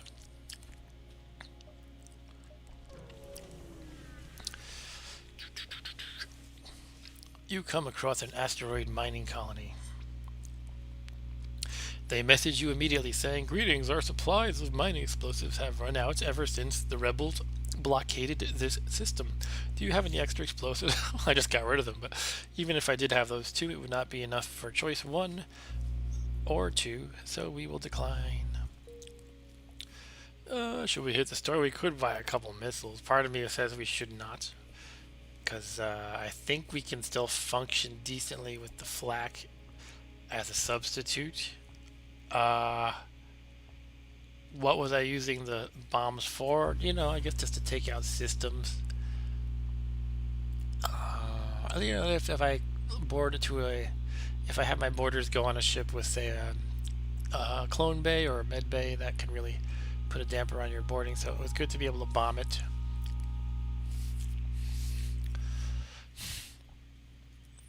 But with 3 flak shots, we might be okay. We're only in Sector 2, so it's not like they're going to have, you know, 3 layers of shields at this point. Okay, I'm going to hop here, and then I'll consider if I want to hit the store. Probably not.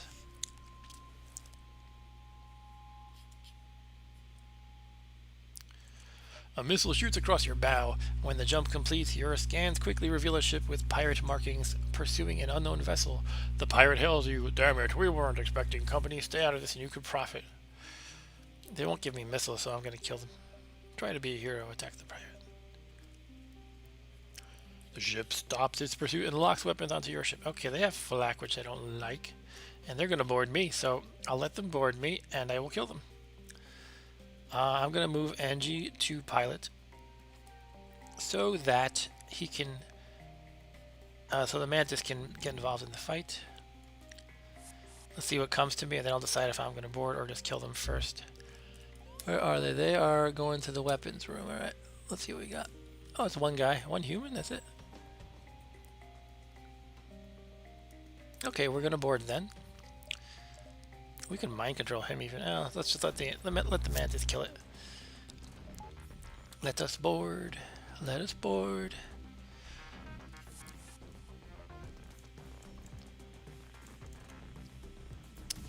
Oh, we're gonna get flacked, which is not pretty, but I don't see an alternative at the moment. Okay, we did not get harmed. That's good. And thanks to the mind control, we've actually disabled the flak. How are we doing over here? It looks like the Mantis is winning the battle as expected.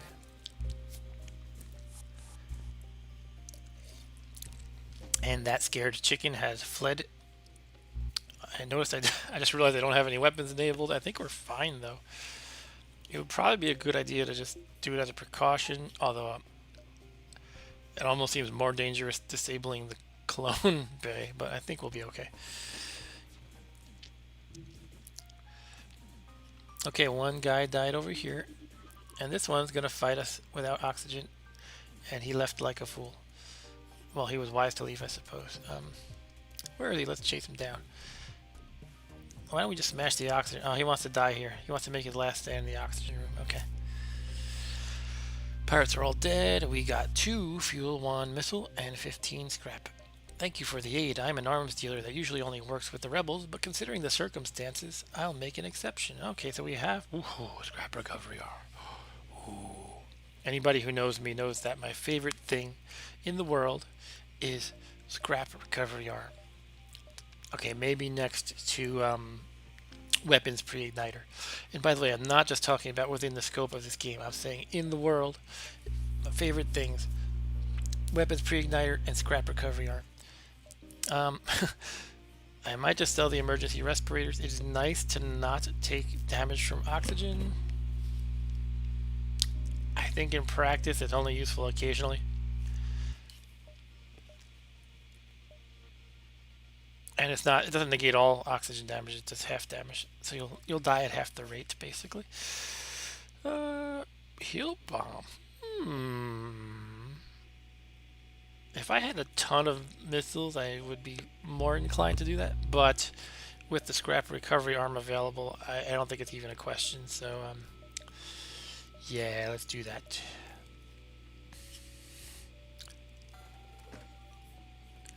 Thanks for doing business. I think I'm not gonna repair my hull. I am tempted to buy a missile or two, but we're playing hard. You gotta be ultra stingy. If you don't see something as a really strong value to it, you should not spend scrap on it. That's kind of how you have to play on hard. Like, I could probably use an extra repair or two, but it's like, no, you're good. By the way, I usually say I want to repair up to green. On hard, let's say you want to repair up to, like, not even halfway, probably. You have to just be as stingy as possible or you don't have a chance.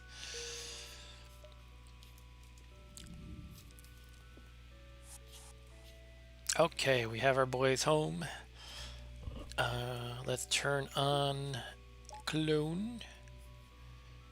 And we'll skip the store, I suppose. And go right to the distress signal.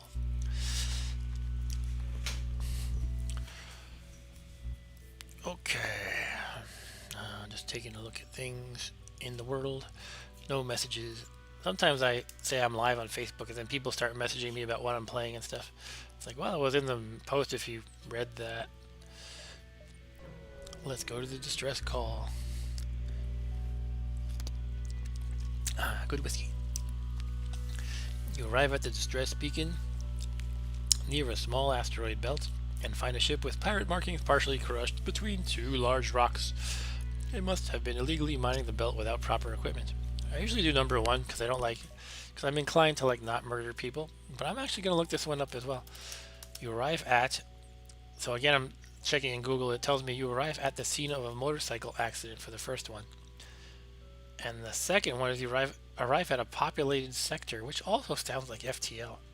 The third one is you arrive at the distress beacon, which is the one that we're at. Interesting, huh? I should try doing this in incognito mode because it would not have it wouldn't have my identity and know what stuff I like to search for. At least I don't think it would. All right, so if I try to dislodge the ship by shooting at the rocks, I can either get a low amount of scrap and 2 damage to a random system, or a medium amount of scrap and resources. If I do number 2, I get either a medium amount of scrap and resources, or I get to fight a pirate ship. Okay, let's do that. Okay, we got to fight the pirate ship. I lost my chat window. Okay, now it's back. Alright, so they have a med bay, and they're going to board me. And they have missiles, which is not fun. Let us try to flak their missiles, perhaps. And then we have to deal with the med bay as well. What if I just board and we've got a boarder coming our way, though. Okay, I'm going to make the same move as before, switching out the Mantis and NG. Let's see what boards us, and then we'll decide if we want to board. Just like last time. Okay, they are in the door room. We can send the Laniuses there. There's one guy. Okay, in that case, we're going to send the Mantis there. Hold on one sec. Yeah, let's do that. The Mantis is wounded, though. He will clone. Maybe I should take him out first. I don't know. It's a tough choice. I really want to get boarding there as fast as possible, and then hopefully the flak can take out a system. I can move it to the med bay and then start having my Laniuses bash the weapons. Okay, I'm going to do that. My Mantis will die and he'll reappear from the cloning, but the border might smash the doors in the meantime, unfortunately. I can actually mind control him. Okay, I didn't get the med bay.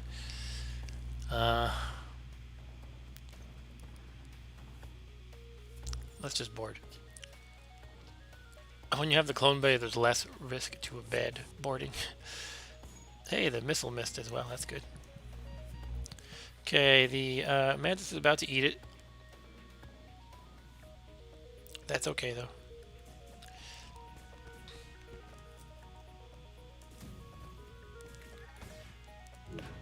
The med bay is out. Mantis is respawning. I took a hit to the shield, which is not great, but not a problem considering there's just a one laser shot and a missile.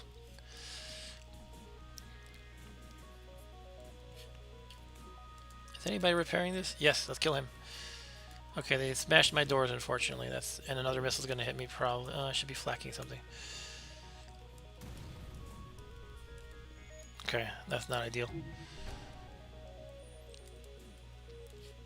Okay. Mantis is back. He's gonna smash things up.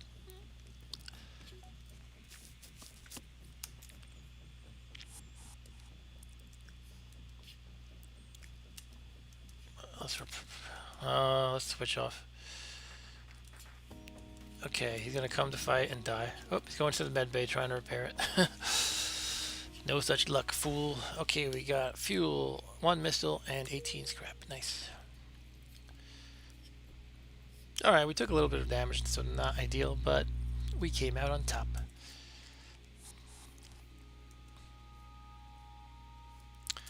And now we'll repair more stuff.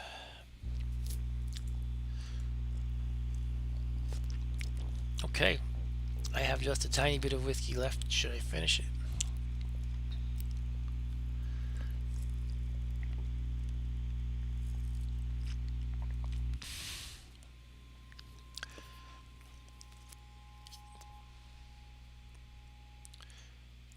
Hey, look, our Laniuses are getting pretty good at fighting. That's good.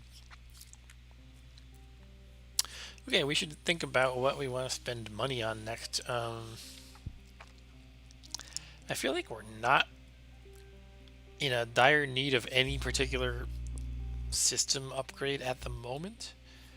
I don't feel like we desperately need more offense. It would be good if I had a nice pile of missiles so I could shoot these bombs with reckless abandon, but I might just pop an upgrade into engines soonish. So maybe when I get 40, I'll do that.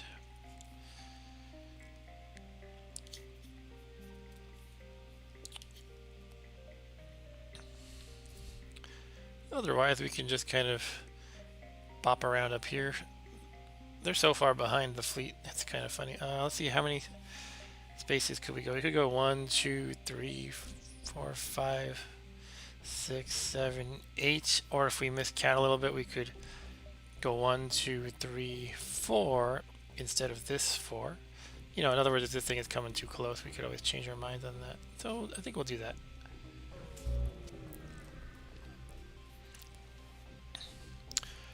Blah, blah, blah. Nothing here. Long story short, nothing there.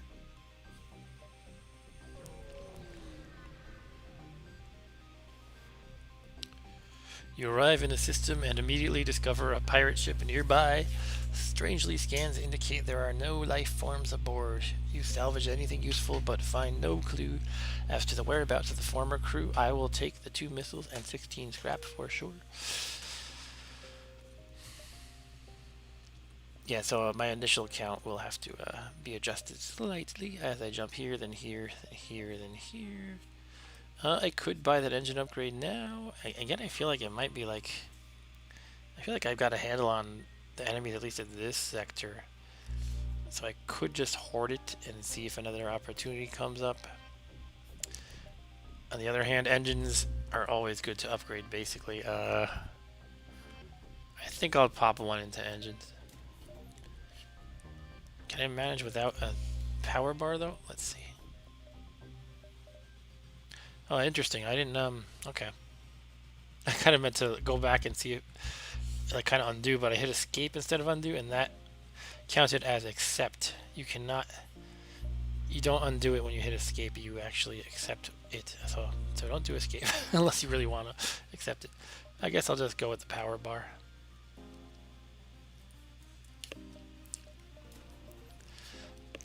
Okay, so it's actually quite a big increase going from 20 to 25%. I always say don't look at it as an increase of 5%. View it as relative to 20%. Before you were avoiding 1 in 5 shots, and now you're avoiding 1 in 4. So relative to each other, that's a what increase? That's a 20% increase if you look at it relative to the old evade. Hopefully I did my math right.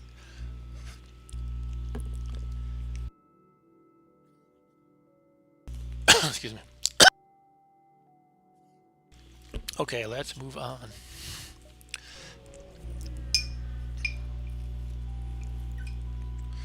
Okay, we can buy fuel. I do like to take advantage of these deals because they are deals.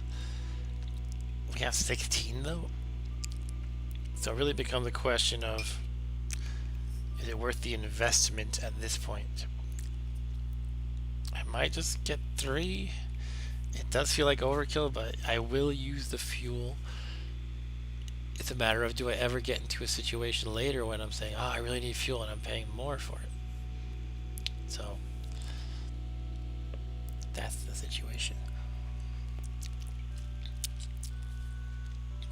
These are things I overthink. I'm like, how likely is it that I'll run out of fuel given that I have 16 now and I pick it up along the way because that's just how the game works? It could happen. It could happen. So I do feel a little silly doing this, but I'm about to buy 3 fuel.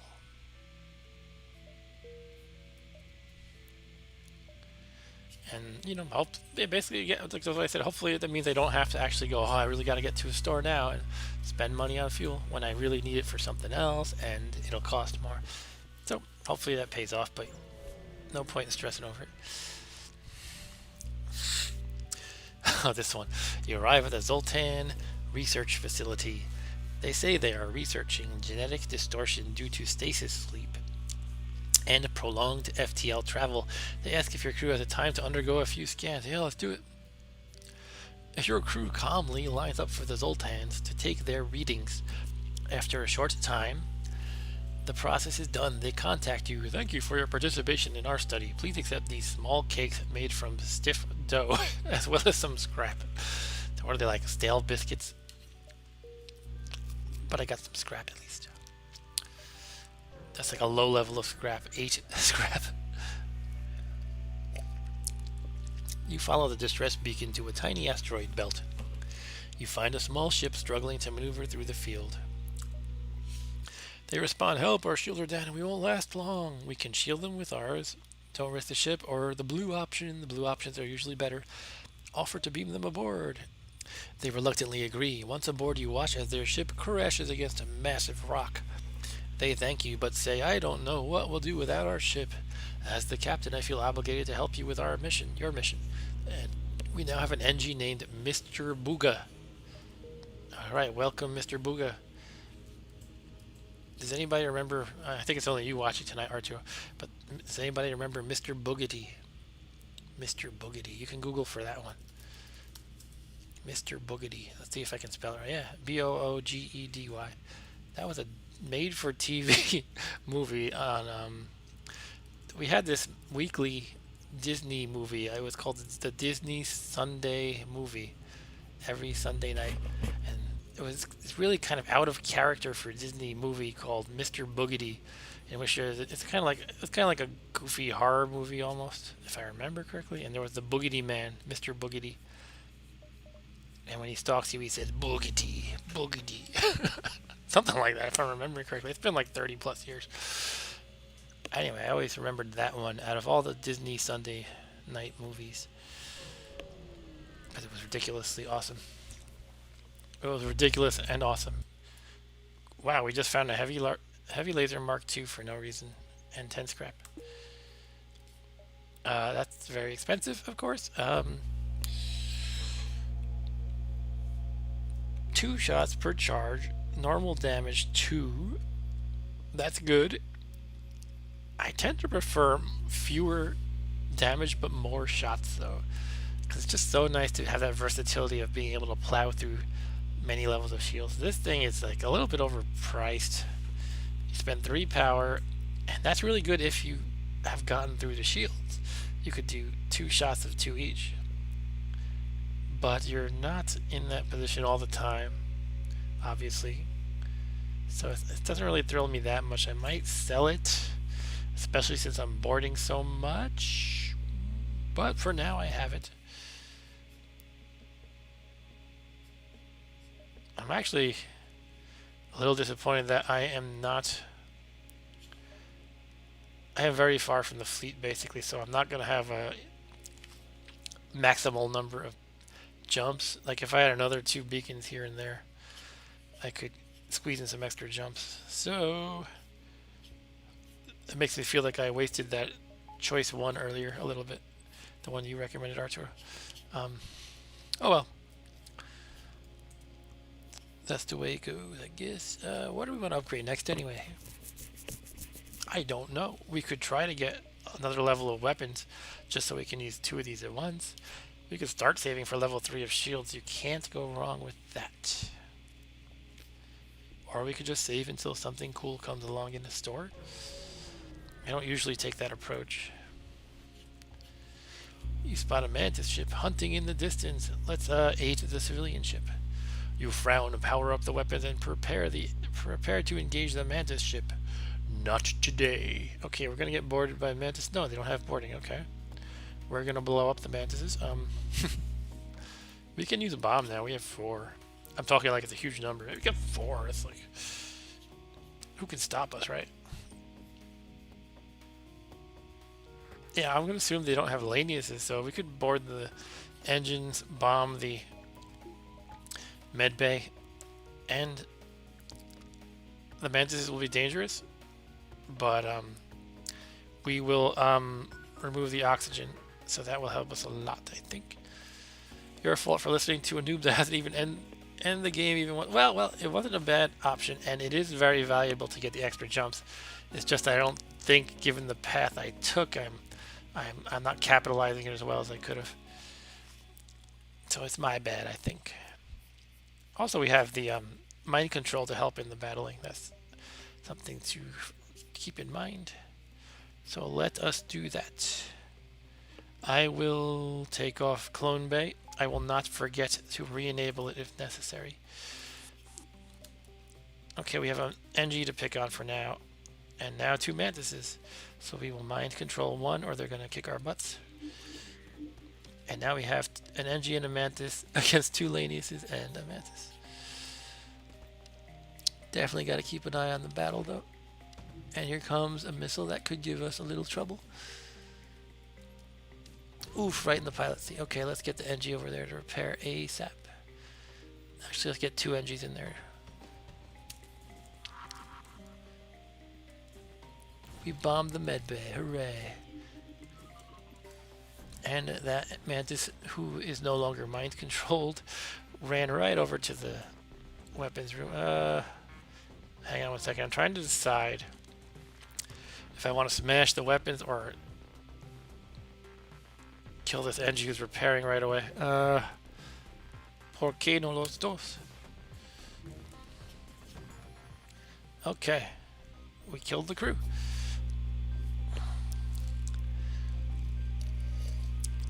We have an ion blast, but we're about to get blasted by a missile. Can we pull this off though? Let me think. I think we can jump away before the missile hits.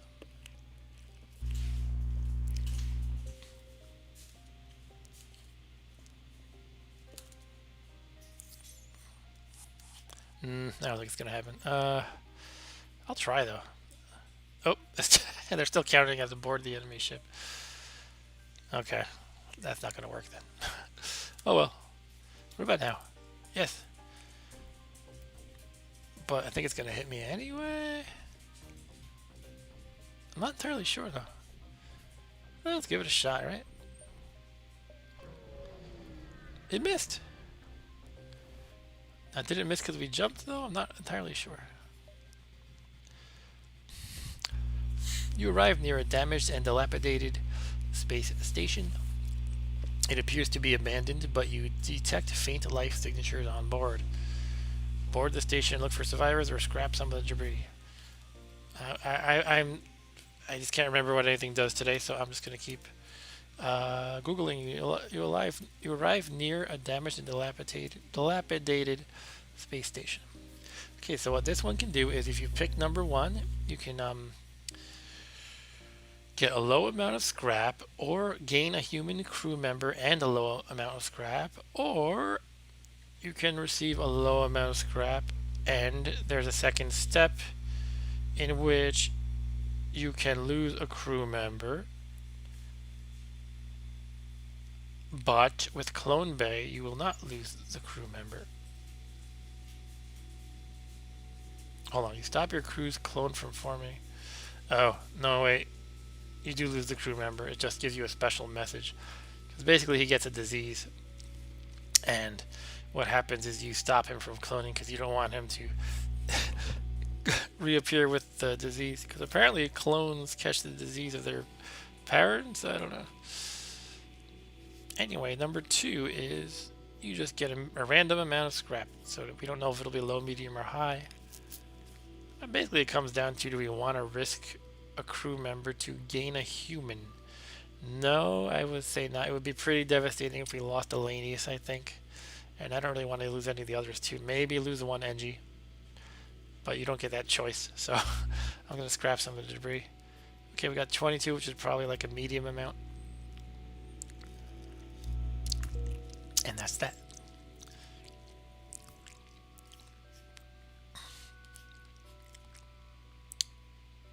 What did I write at the end of this name? Arturo dot. Did I write Arturo Leoncito or something? Anyway, oh, I never assigned Mr. Boogedy to the shield. There, now he's assigned.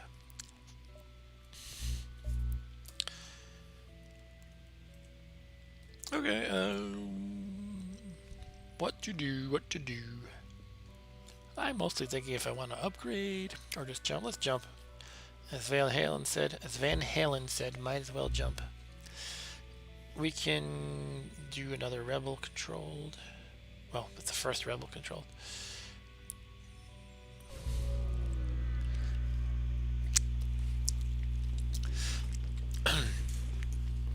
This sector was bustling with activity just a few years ago. Now more than half of the jump beacons have been destroyed. Many settlements have been abandoned and the rebels patrol constantly. I like these little nebulae. They delay the fleet a little bit.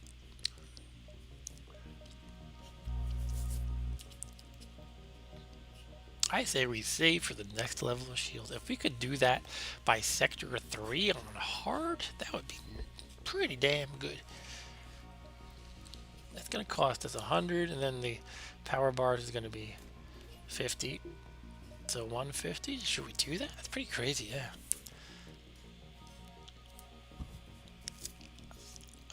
Part of me says we should not neglect weapons. The other part of me says we should neglect weapons. It's like, if we just keep bombing or flacking stuff as needed, I think we're okay for a while.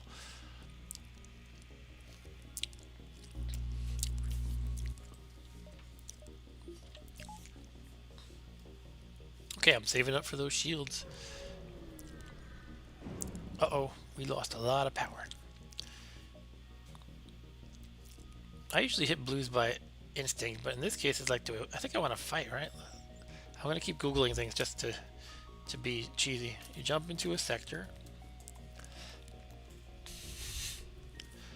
Okay, this is a Plasma Storm Automated Scout. Okay, it's an automated scout.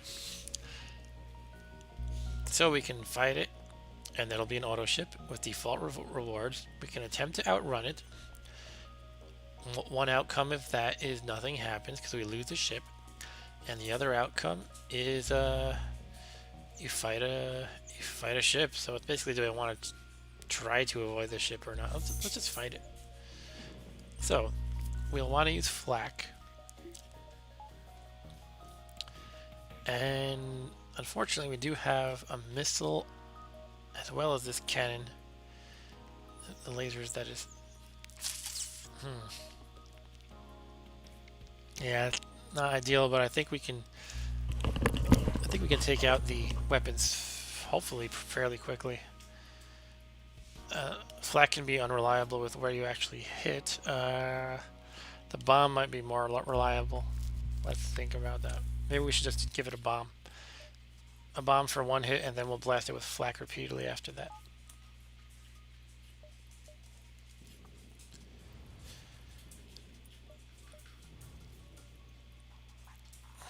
And we gotta watch these weapons closely. Okay, that's coming first, so we might want to pump up the engines to dodge the missile. And we failed to dodge and lost the shield in the process. Hooray! That's a sarcastic hooray. Let's get the other NG to help. And we'll have Lanius temporarily ran the shield. Whoa, my light just flickered. My light just flickered. Okay. Hopefully we're still connected. I took another hit, unfortunately. To the doors. Oh, I don't want to do another bomb, do I? Now I'll save it. That was a waste of time while I neglected to notice that, unfortunately.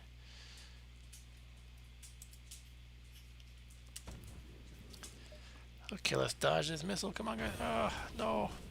Weapons are down. Shoot. Okay, this is kind of all hands at this point.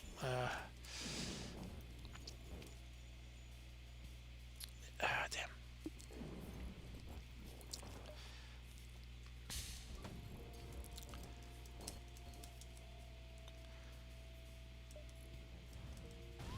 Okay.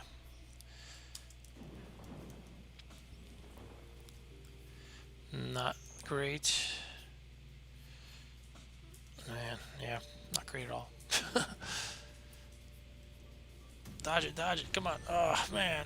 Oh, I didn't take it out. Alright. Bad fight. Okay, we gotta repair that again ASAP. We could jump away.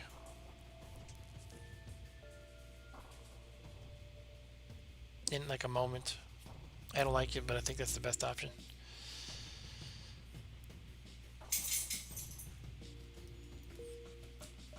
And we need some oxygen so the NGs don't die while they're repairing. Let's just jump. That's down. That's dunk.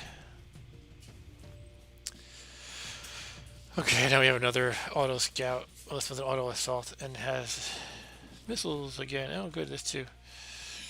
Shoot. Okay, let's get things repaired. We need to get shields repaired as well. Come on, oxygen, do your thing. Oh, come on. Okay.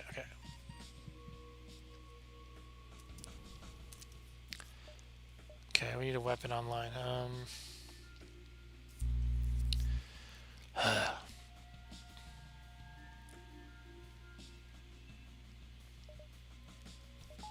Bomb.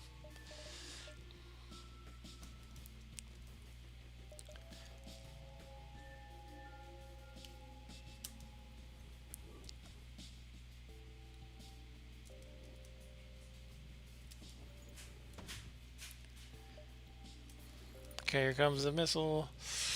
Could you guys dodge it for once? We got 25% engines. We can do it. Come on. Ugh, no such luck. Teleporter's down. Shields are back online. Who's our weapons guy? I don't remember. Do we have a weapons guy? I don't think so. Alright, let's put up those shields. We want to repair the fire in the teleporter room. Should we just drain the oxygen? Let's do that.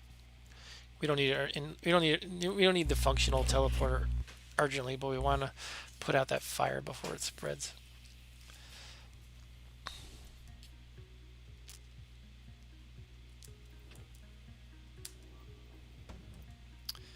Okay, it's already out. We're gonna get hit. What can I say? Okay, we took out their weapons at least.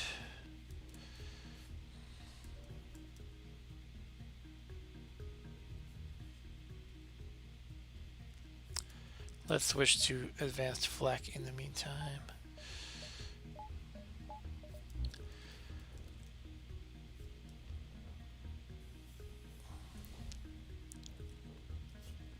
Whew, getting a little ugly here. I thought I had a handle on things. It goes to show you can never state that fact in FTL. It might not actually be a fact. Okay, I don't have doors, that's right.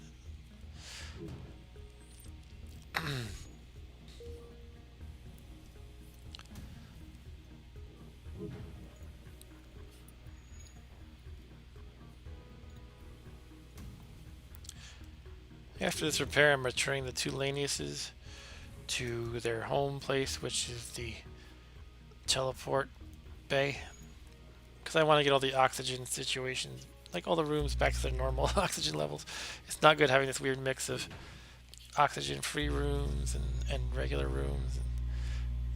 And I don't have that augmentation anymore that allows me to take less damage from lack of oxygen. Basically, I want to put these Laniuses in quarantine because people like to breathe.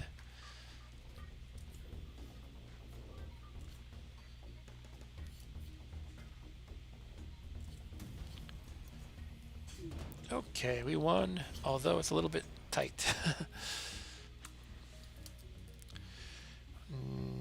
Okay, now we need a store for sure. And in the meantime, do we want to do any upgrades just to increase our odds of actually surviving? Well, we need to save some scrap for the repairs. We could pump engines by one and still get a bunch of repairs. I mean, we're not going to actually find the store next move. It could be 2 or 3 or 4 or more moves. So maybe we want to do at least one upgrade. Let's get one level of engines in.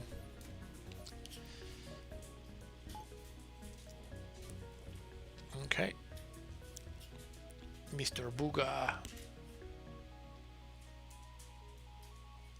We now have 30% evade. Woo. Alright, let's head over to help the damsel in distress.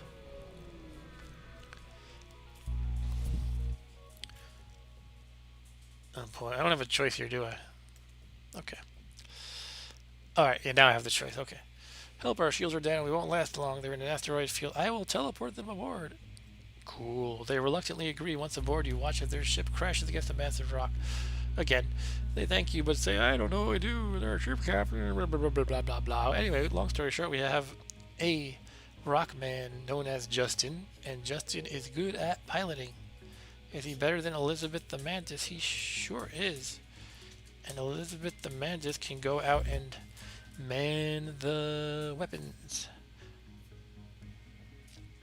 And now that he's not piloting, he's more versatile for running around the ship, killing boarders. Alright, good stuff. I'm going to have a quick snack of goldfish crackers.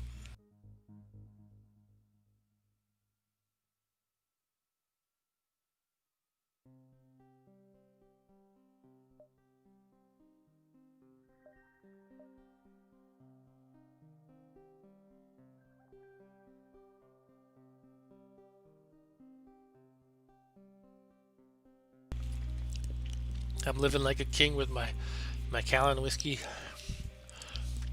and goldfish crackers.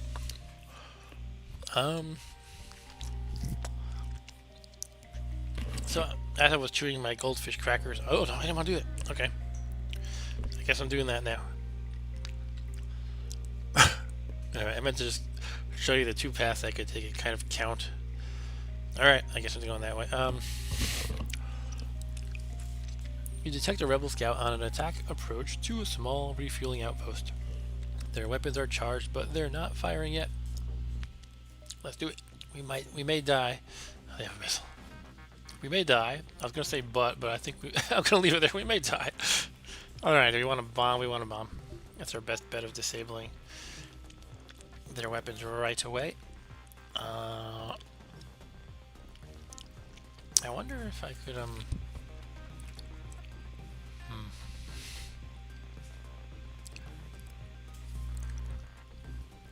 I do want to board, but they do have the clone bay, and I need to get the weapons down ASAP. I think I'm going to do it anyway, though. With clone bay, again, you can just get so much more versatility out of your boarding.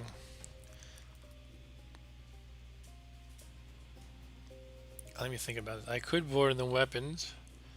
It'll smash it faster. And then when the bomb is about ready to go off, I could decide if I want to bomb the weapons or and move out the Laniuses before, or I could bomb the clone bay instead. So I'm going to do that, I think.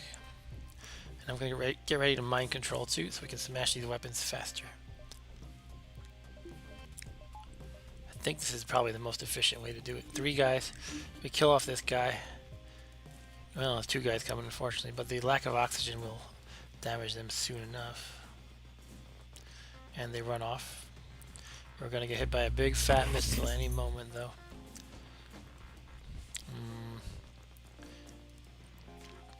Okay, lasers are coming. We can bomb. Let's bomb the clone bay. Alright, here's one big fat missile. Can we survive it? It missed! Hooray! Hooray, missed! Okay, their weapons are down, at least their missile is. So we can, now that the missile's down, that's what we really cared about. The laser cannot get through the shields. So we're going to run over here and kill whoever's repairing the clone bay. Good, good, good. Oh, that was 3 shots. I thought it was only 2. Okay, so the missiles, the lasers could hit us. And they just did. Great. Okay, we got a bunch of stuff though. We can get some good repairs if we can actually find a store.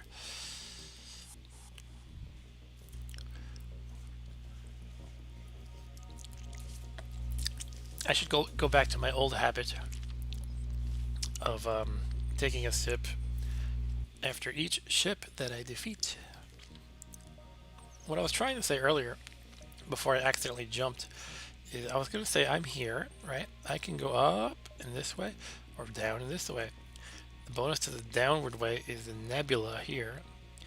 Gives me a little extra time, so it would be a matter of counting how many jumps I could make.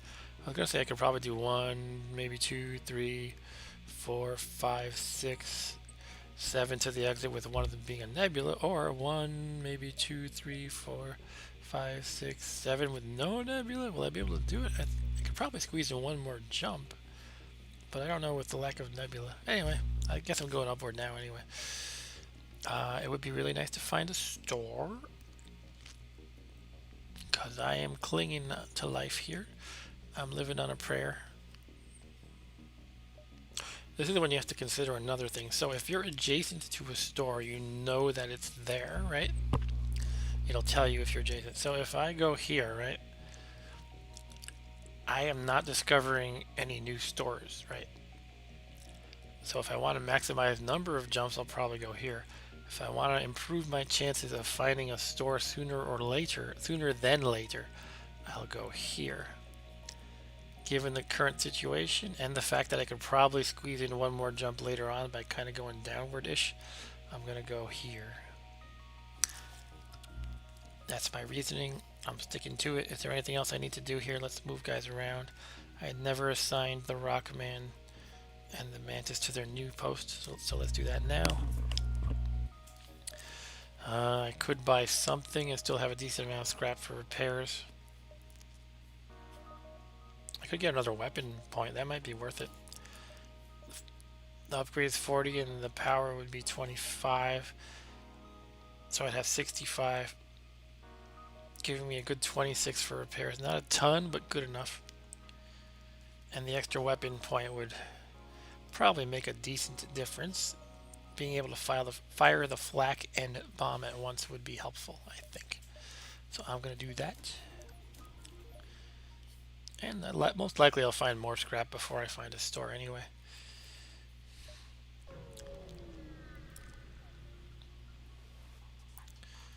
Okay, so we got a battle on our hand. They have flak and a laser, and they're FTLing out of here. Okay. So definitely have to be careful when boarding a ship that's FTL is charging. They're gonna board me. They're gonna shoot me with flak, and they're gonna try to FTL away. There's a lot of stuff to juggle. I don't think I want to board. Unfortunately, I'm gonna have to shoot him down, and then I have to decide: do I want to focus on the piloting or the weapons, or both? Probably try to do both, but the problem is dividing up my firepower between them. All right, let's see how they board.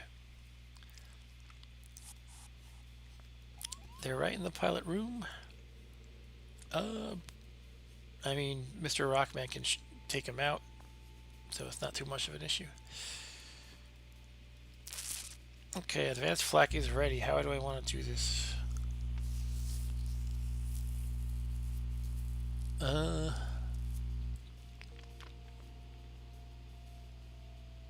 I don't want them to have weapons with my 2 hull.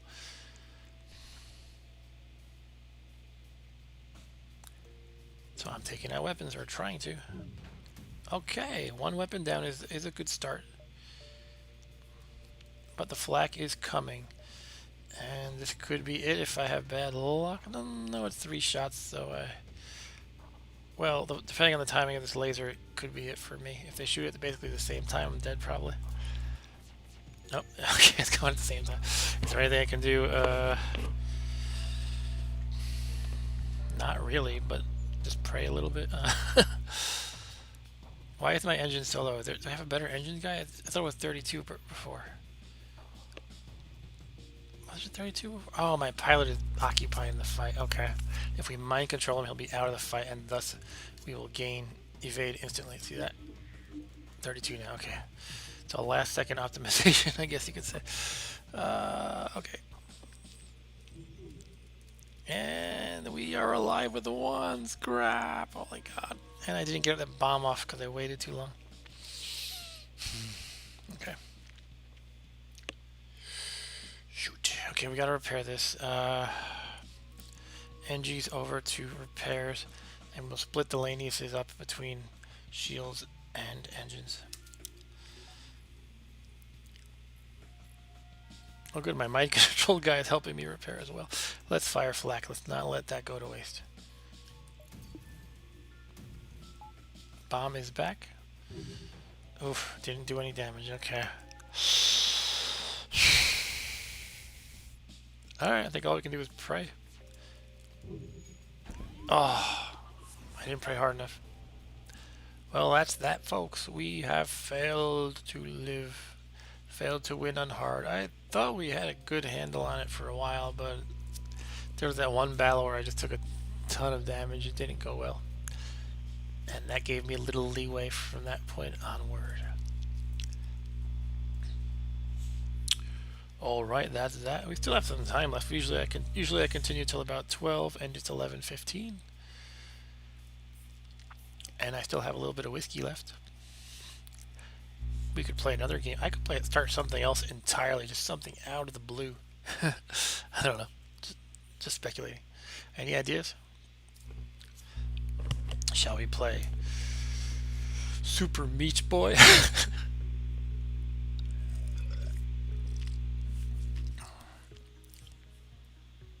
Surprise game? Okay.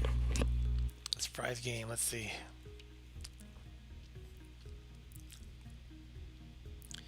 I don't have my joystick ready for this one, but it could be fun anyway. I can handle keyboard play.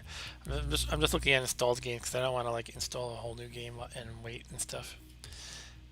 All right, so FTL is done. Sorry, I did not play as well as I'd hoped.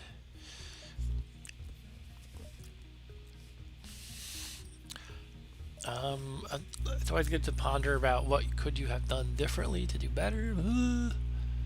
could have not died. I don't know. Nope, I don't know. I basically played the best I could. I can't really think of anything obvious that was a mistake. I guess if I didn't spend those... No, I'm not going to say that. I really don't know. Maybe using the ion in that fight instead of the flak and the bomb? No, that's probably the best bet, is the flak and the bomb. Alright, so I lose. That's how it goes. And we'll play a little bit of a surprise game now. What about... Bear with me a moment while I try to figure this out. I don't have a ton of games installed. How about this one, though?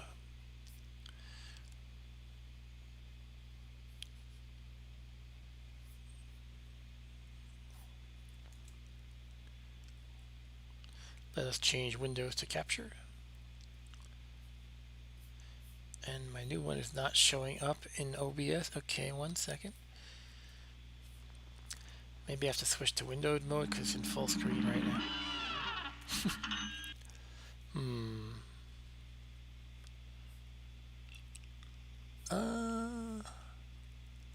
Right, bear with me a moment, please. Well, Cuphead and his pal Bugman, they like to roll the dice. By chance they came on Devil's Game and gosh, they paid. If you know this game, you'll know what this is by this music. If you've never heard this, you'll be like, what the hell is this? And now they're fighting for their lives on a mission fraught with... Oops, I quit the game. Okay. But now I know how to get into windowed mode, and I've adjusted my video settings.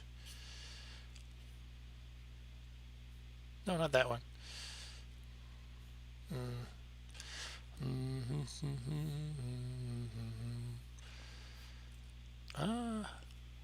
There we go. Behold. Oh, it's one of these games that it kind of pauses when I don't have the window focused. But here you go, folks. Let me just adjust Windows a little bit more. Okay. Well, Cuphead and his pal Bugman, they like to roll the dice. By chance they came on Devil's Game, and gosh, they paid the price. Paid the price. Alright. Alright, here we have Cuphead. For their lives on a mission fraught with dread. And if they proceed but don't succeed, well, the devil will take their heads.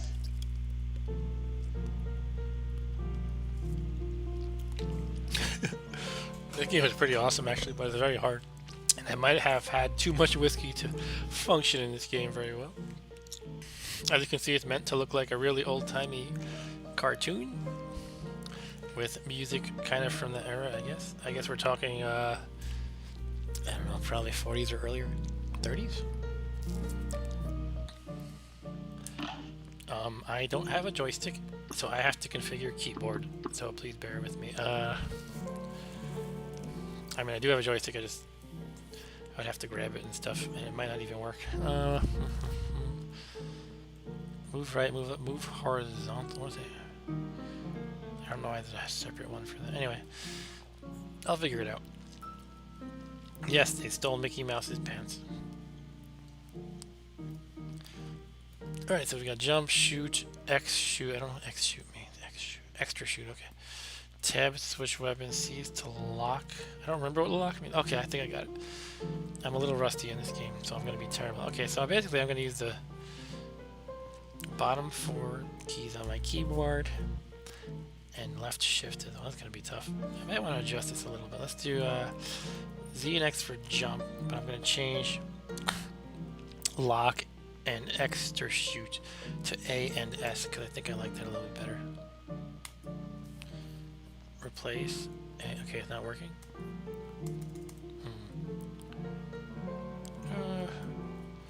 place. Oh, here we go. A. And lock is going to be S. Okay, so ZX, AS, tab, left. Let's just try it. Do the best we can, right? Okay. I'm going to delete one of my saves so I can start over. I think the middle one is only 6% in, so that's not very good. Let's just delete that one. I haven't played this game in about 2 years, and it's about 3 years old, I think. Please select player. You can be Cuphead or what's the other guy? Mug something? Mug boy? I don't know. Let's be Cuphead.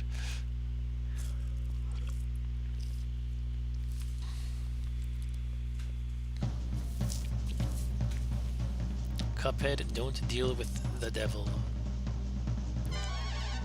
Shall we read it aloud? Once upon a time in a magical place called Inkwell. By the way, how are the sound levels? Please let me know.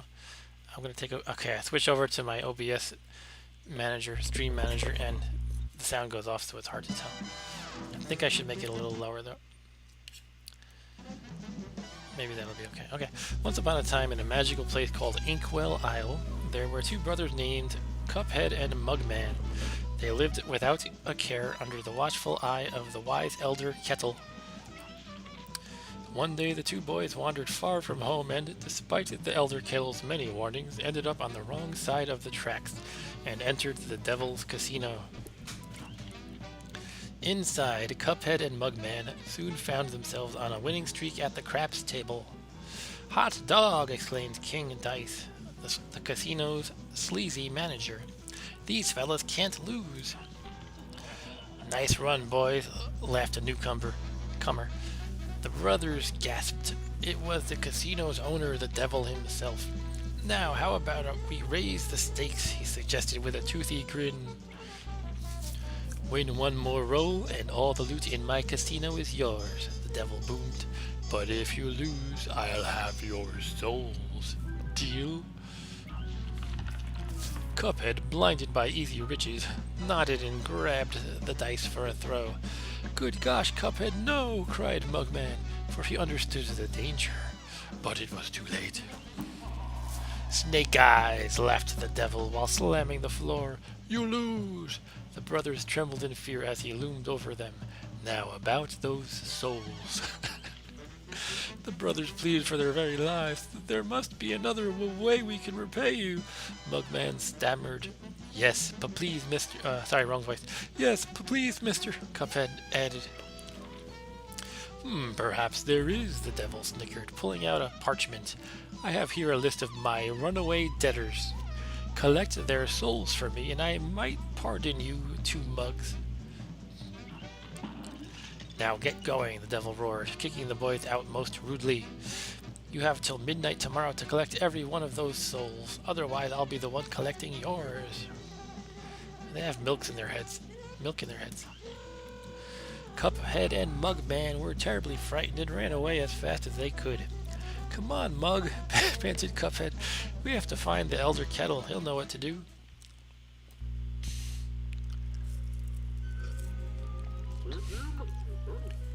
"What a fine pickle you boys have gotten yourselves into. I know you don't want to be pawns of the devil. But if you refuse, I can't bear to imagine your fates. You must play along for now, collect those contracts.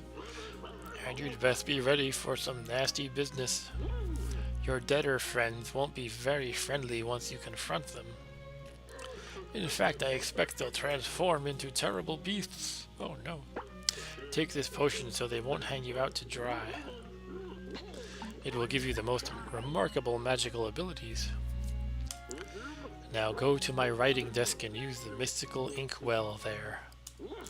You need to prepare yourselves for a scrap. Not scrap like FTL style. Oh. The tutorial. Duck. Easy enough. Jump. Tap for short. Hold for high. Okay. Dash is shift. Down and Z. Descend, drop down from certain platforms. Shoot. Hold for rapid fire. You can shoot stuff out of your finger for some reason. Blue things. Maybe that's the potion he was talking about. You can lock your shot. How do you do this? Hold to stay in place. Well, oh yeah, here we go. So you go like this. No. Go like that. It means you can stay in place while aiming. So you can shoot something like that. Okay. Parry slam. Oh yeah. So anytime you see something pink, that means you can parry it, which gives you like a bonus or something. It builds your super meter, and it nullifies certain things that turn pink. You can resurrect your dead friend by parrying in 2-player mode only. I'll save you. X move, an upgraded attack that requires 1 super meter card. Boom. Boom, boom. Oh, I just expended all my extra moves. Coin. And the exit.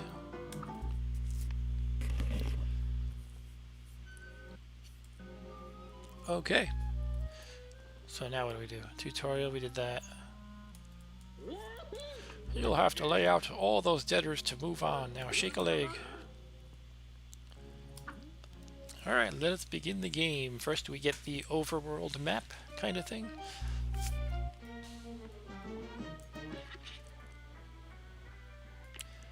So you can have different stuff equipped, but I only have one thing right now.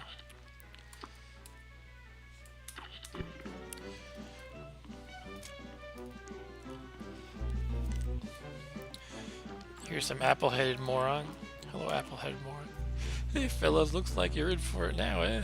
Oh, shut up. I bet I could steal his soul.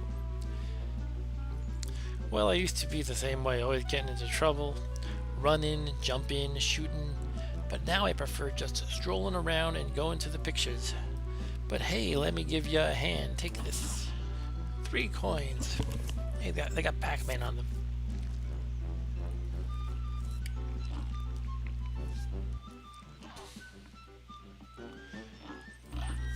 Pork Rinds Emporium.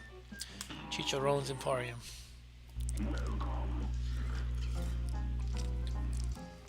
Okay, I have 4 coins, so I can buy a chaser. Long range with below average damage. Okay, that's a shot. Oh, that's the extra one. Chaos. Wait, does that mean it has a weapon end? No, no, it's the extra weapon. Okay. Heart, extra hit point. That's always good, but it lightly weakens your attack power. Spread. That's probably good. I think I remember liking that one. Short range with great damage if you can keep close to your target. Smoke bomb, invisible dash, roundabout. Great coverage with average damage. Aim backward for maximum range. Interesting. I think I'm gonna go with the heart or the spread. I think I'll do the heart. You have to think less, and yet it helps you a lot.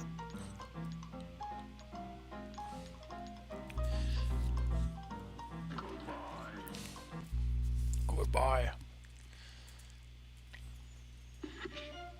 You got to equip those new purchases if you want to use them. Look at your equip card, you bums. Okay. Wait, do I have to equip the heart? I don't think I do. I do, it's a charm. Okay, so it's a trade-off. You actually lose a little bit of attack power, but I think it's a good thing to have overall. Alright.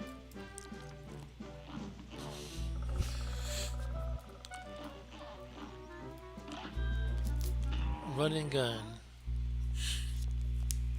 Here goes.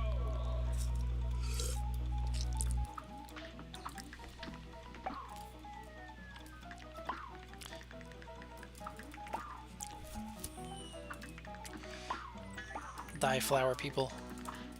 Die flower hippies. Oh. I gotta get used to these buttons. Was that a Mario mushroom that I just killed? Yeah, I wish I had my Xbox controller handy. I'm usually pretty okay with keyboard in action games, but I don't know. I think I'm just used to playing this on Xbox. But anyway, I think I'll be all right.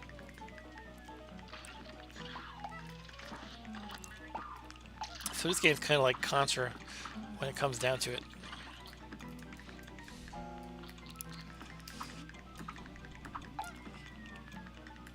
Oh.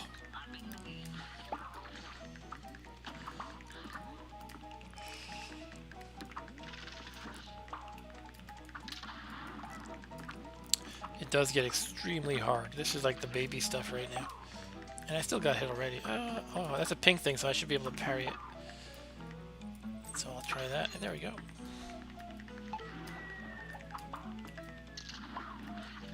Oh.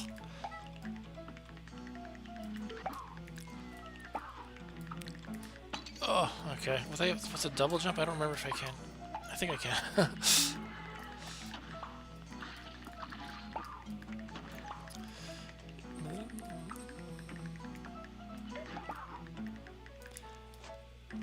I should get used to the lock button. Which one was that? S? Yeah, okay.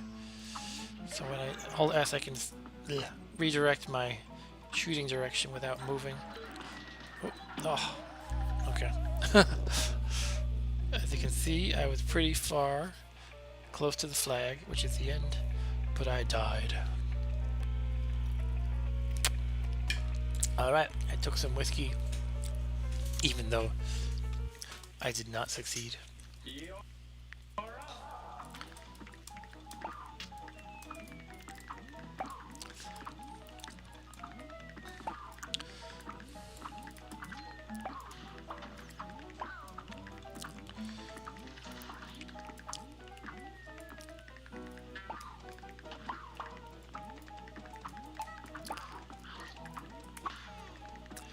I parried that one for no reason.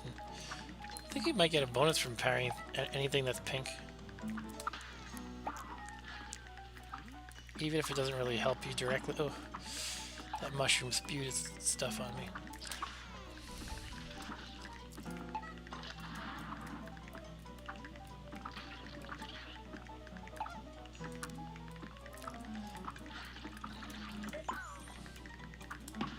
Hooray.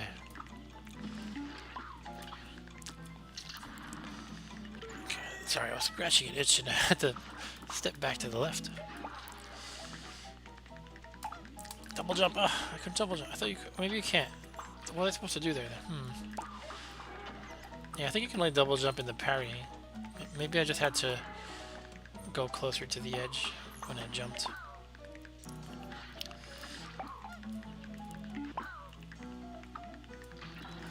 Okay, let's kill the acorn maker.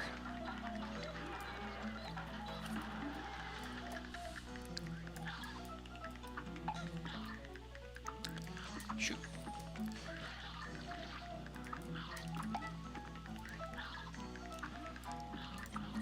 Those like piranha plants from Mario or something. Except they leap out at you.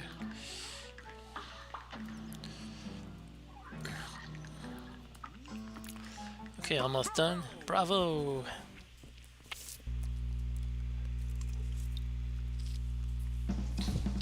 Okay, cool. I don't think I went too quickly though, unfortunately, but I got some bonuses.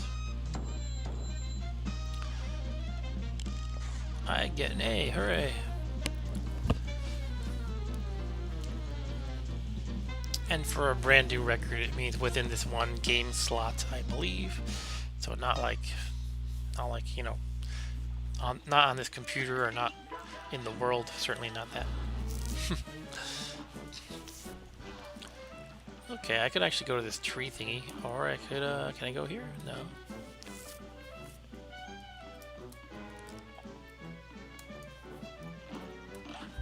Ruse of an ooze. Simple or regular? I don't remember what this is. Oh, is it a boss fight? Uh-oh. Uh-oh.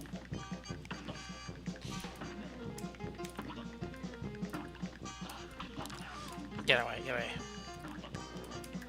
Ow. I used my special thing there.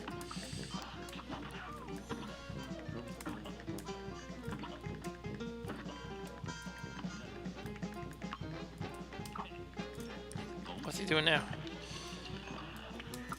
You can parry those question marks that are pink.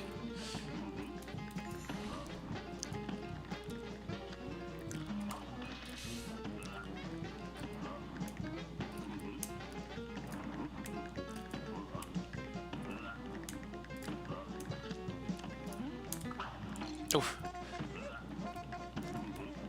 No. Die already. Oh. No, I'm gonna die.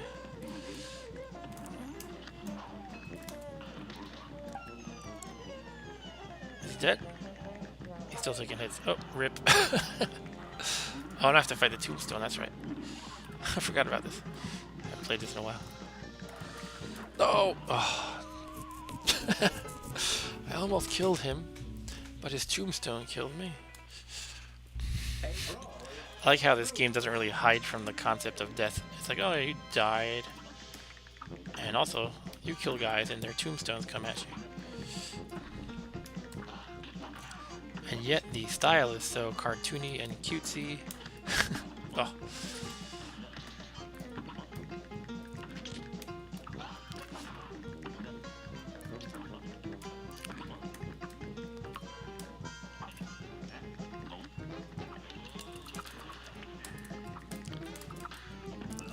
I got the parries that time, for what it's worth. Why, there's a dash button I'm neglecting. Yeah. What's the dash button? Oh, it's a shift, that's right. Oh, yeah, I need that. I gotta remember that. That could actually be a big help. Oh, that was a dumb move. I missed with my super shot. Gotta remember the dash, for sure. It's hard to manage all these keys, though. Oh. Tough game. Alright, I'll give this boss one more time, otherwise I'll go elsewhere, I guess.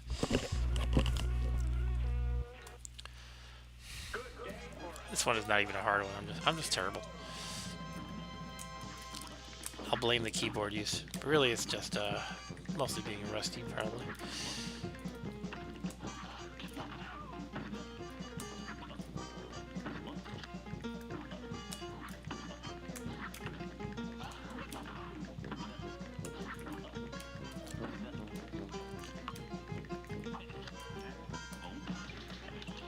Wrong button. I meant to jump and I dashed right into it. Ugh, that's dumb.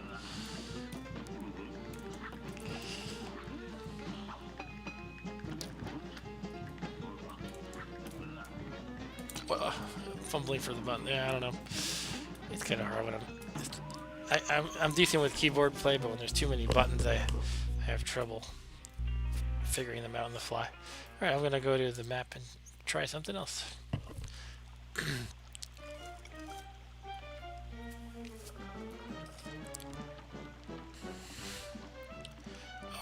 Can I not do anything else? Yeah, I might have to beat that boss. Oh wait, here we go. Begone, spirits. Oh wait, you're real. Okay. I was about to hit you with the old parry move. That's how you deal with the ghosts around here. Only a nitwit tries shooting someone who ain't really there. Speaking of not being in places, would you fellas mind moving on? You're spooking the fish. Okay. Here we have a mausoleum. Here comes a spooky punch. You have to parry these ghosts because they're pink. And they try to get to the urn here and disturb somebody's ashes. I don't know.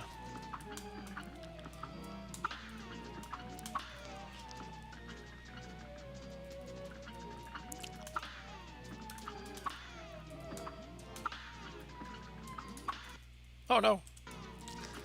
I switched windows accidentally somehow. Uh-oh.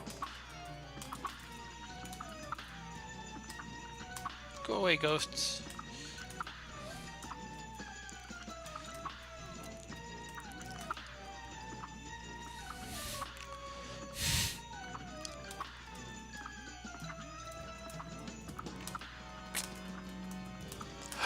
Ooh, that was close.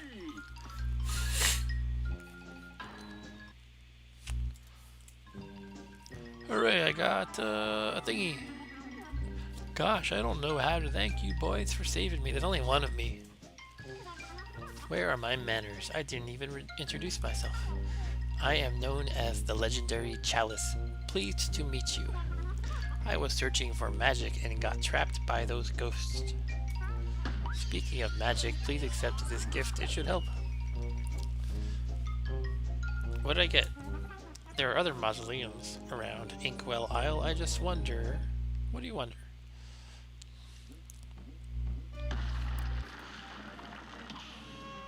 You unlocked a new super. Cool. Dear me, you mustn't forget that magical super arts have to be equipped in the menu before use. I like how it reminds you of these things. Alright, so maybe I can beat the boss more easily with this super. Energy beam, a devastating attack spills from your head. Horizontal only.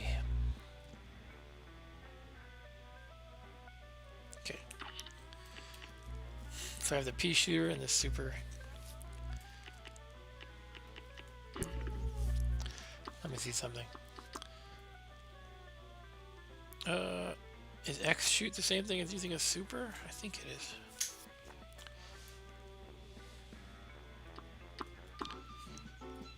Alright, let's try that boss again. And yes, I have stolen Mickey Mouse's pants. I can buy something now, actually.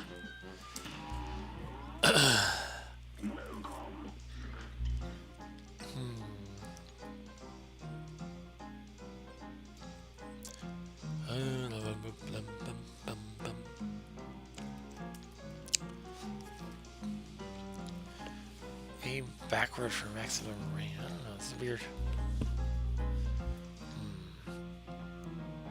Short range with great damage. That might be worth it. I think I'm gonna get this red. Goodbye.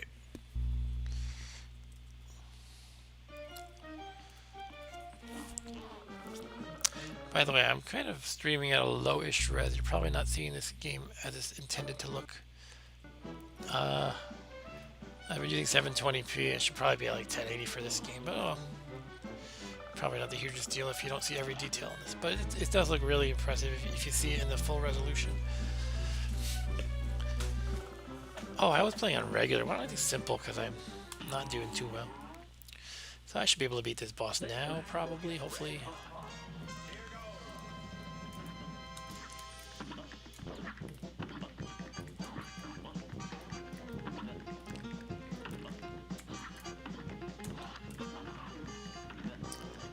I do have that other weapon.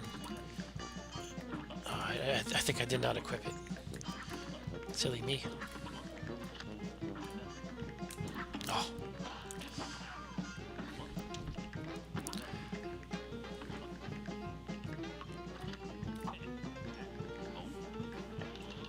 Wrong button, wrong button.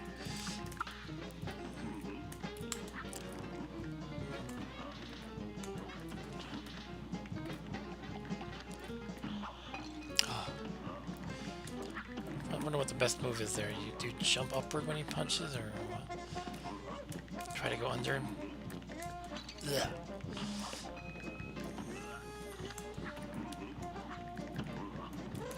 Oh.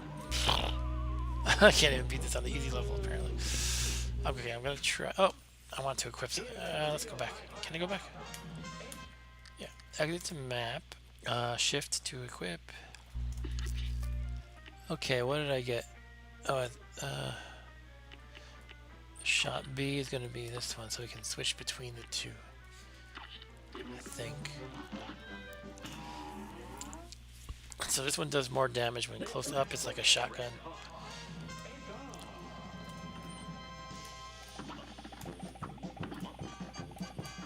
Cool.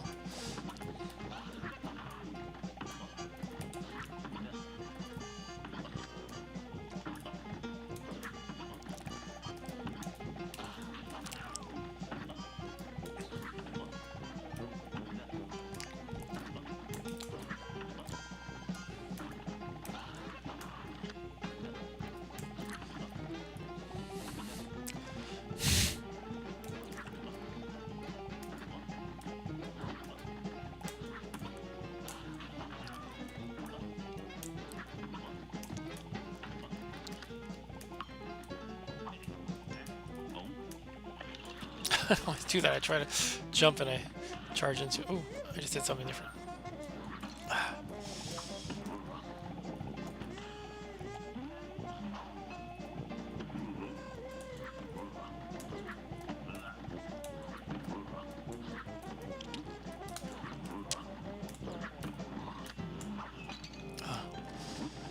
What is the right move there?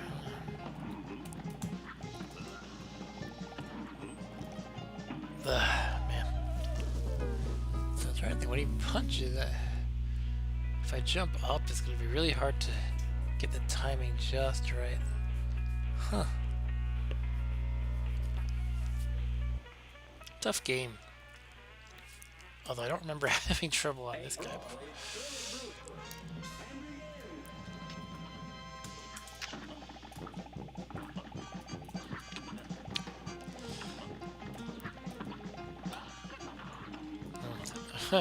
It would help if I get the buttons right. I keep mixing up dashing and jumping for some reason.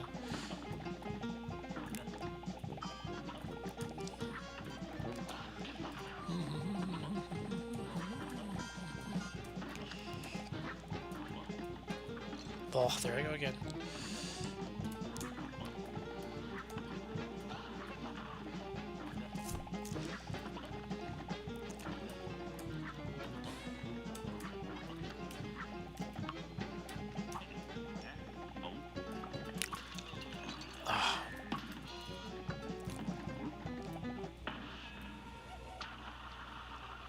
Take that.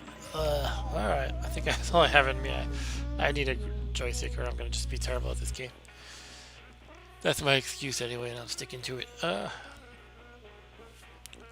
see if there's anything else I can show off in this game that does not involve dying to this boss repeatedly. Otherwise, I think it's time to call it a night.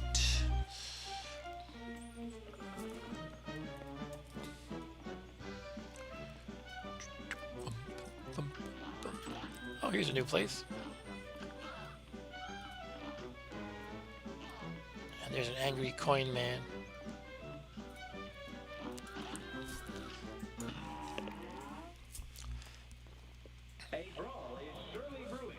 Okay, now I've got a potato man to deal with. I gotta get these buttons down, jeez.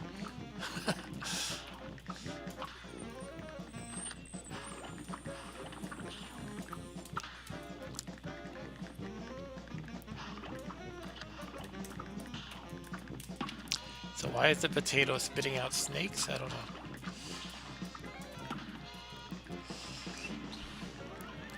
Take that, potato man. Uh-oh. Now he's a carrot.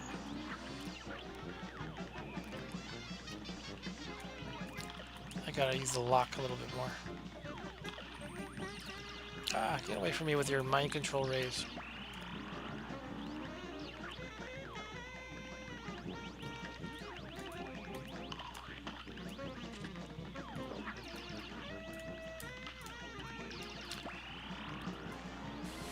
This is one weird carrot, huh? So wait, the carrot owes his soul to the devil? Is that what's happening?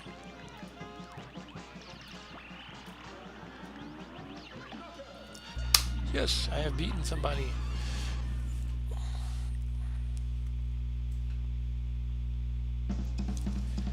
I did not use any supers. Apparently I was supposed to use a lot of supers to get a higher grade. But I only got a C.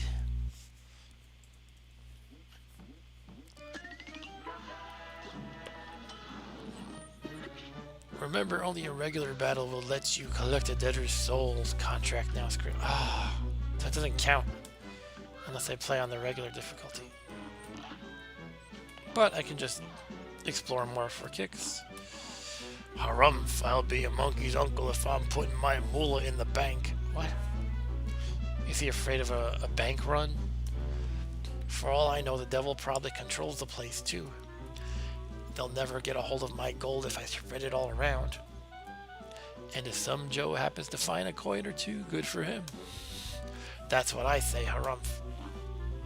Okay, so that guy is the source of all the coins, apparently.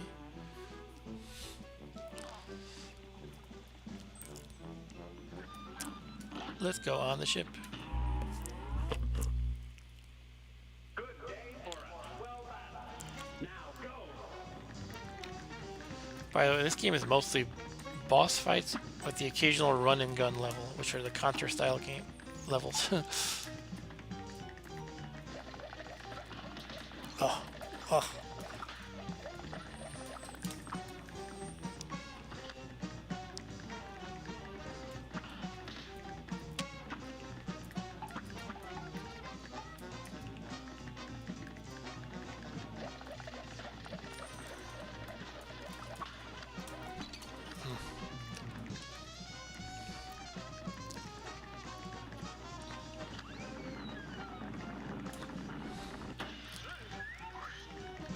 Great, now I got them on either side of me.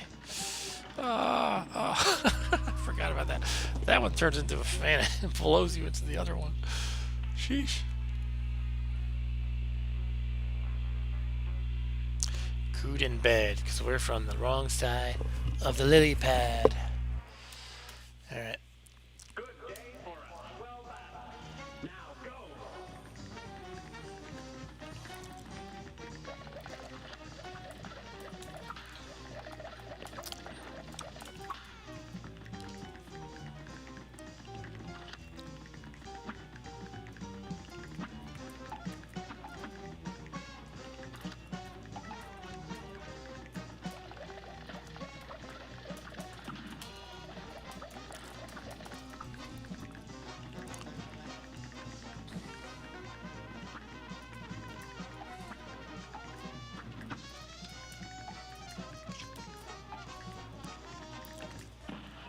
Take that, you fiend.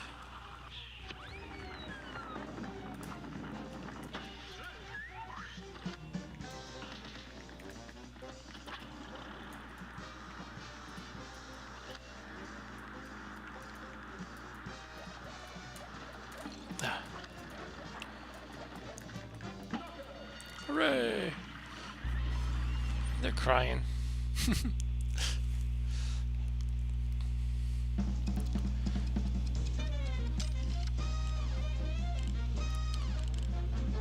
Oh, I might have done pretty well. Except I was playing on the baby skill level.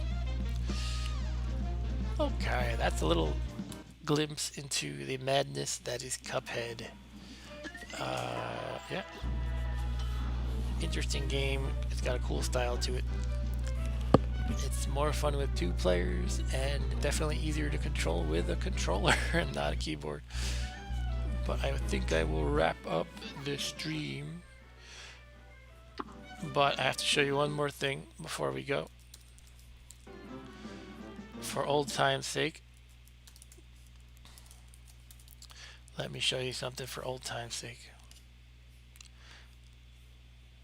And you'll see what I mean as soon as I jump into it. I'm going to change the window that I'm sharing.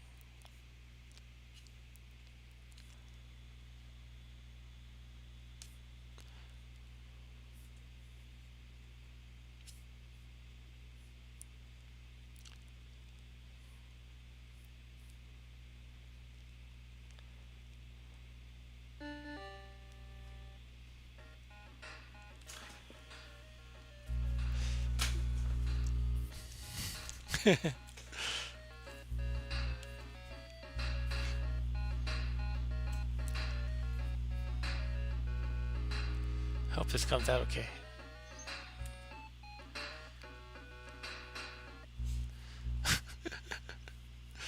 There's the Cantina guy from Vectrex.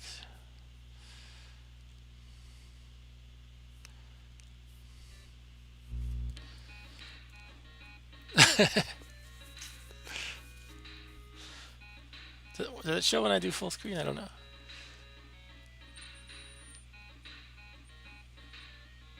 No, I guess not. It goes black when I do that. Okay.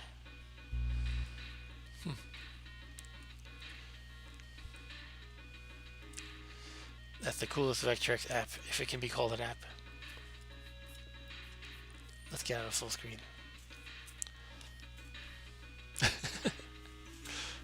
Oh, come on. Who gave this 2 thumbs down and only 1 thumb up? I have to give it 1 thumb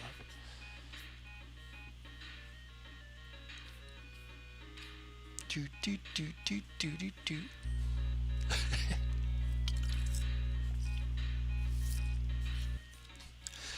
All right, folks. That's all for tonight. Thanks for watching. Thanks for watching that crazy Cuphead game. Hopefully we'll have Rob Bob next week, and we can continue playing. I guess we can definitely do Into the Breach, and dare I say we could phase out FTL for a little bit and play maybe Into the Breach and something else. We could play Cuphead 2-player. Rob Bob is pretty good, and when I have a controller, I can be decent. But yeah, that's all I got for tonight. Thanks for watching. The usual spiel. I appreciate likes and subscribes. Mostly I think you should subscribe if you want to be notified of when I stream or when I post other videos. The usual schedule is, Saturday at 9 is what you just watched. It's when I play PC games, essentially. Hey YouTube, this is Sean shut up. with Social Skills. Today I'm going to be showcasing my... And that's been mostly FTL lately, but I might phase it out for a little bit. And on Mondays I have my 8:30 p.m. Eastern stream, which is called Monday MAME. MAME is the arcade game emulator, so I'm playing old school arcade games on that stream. And lately I've been playing just a bunch of arcade games per year, like 1 year per stream. So last week I played 1983, and unless I get a better idea for a theme, I'm just going to go up to 1984. 1984 is a weird one because I've been looking into it, and apparently there's not a whole lot of hit games that year, because I would assume because of the infamous video game crash. But there are some things to explore still anyway in 84. Anyway, let's wrap it up then. So thanks for watching. See you later, and until next time, do cool stuff. Okay, good night. Bye.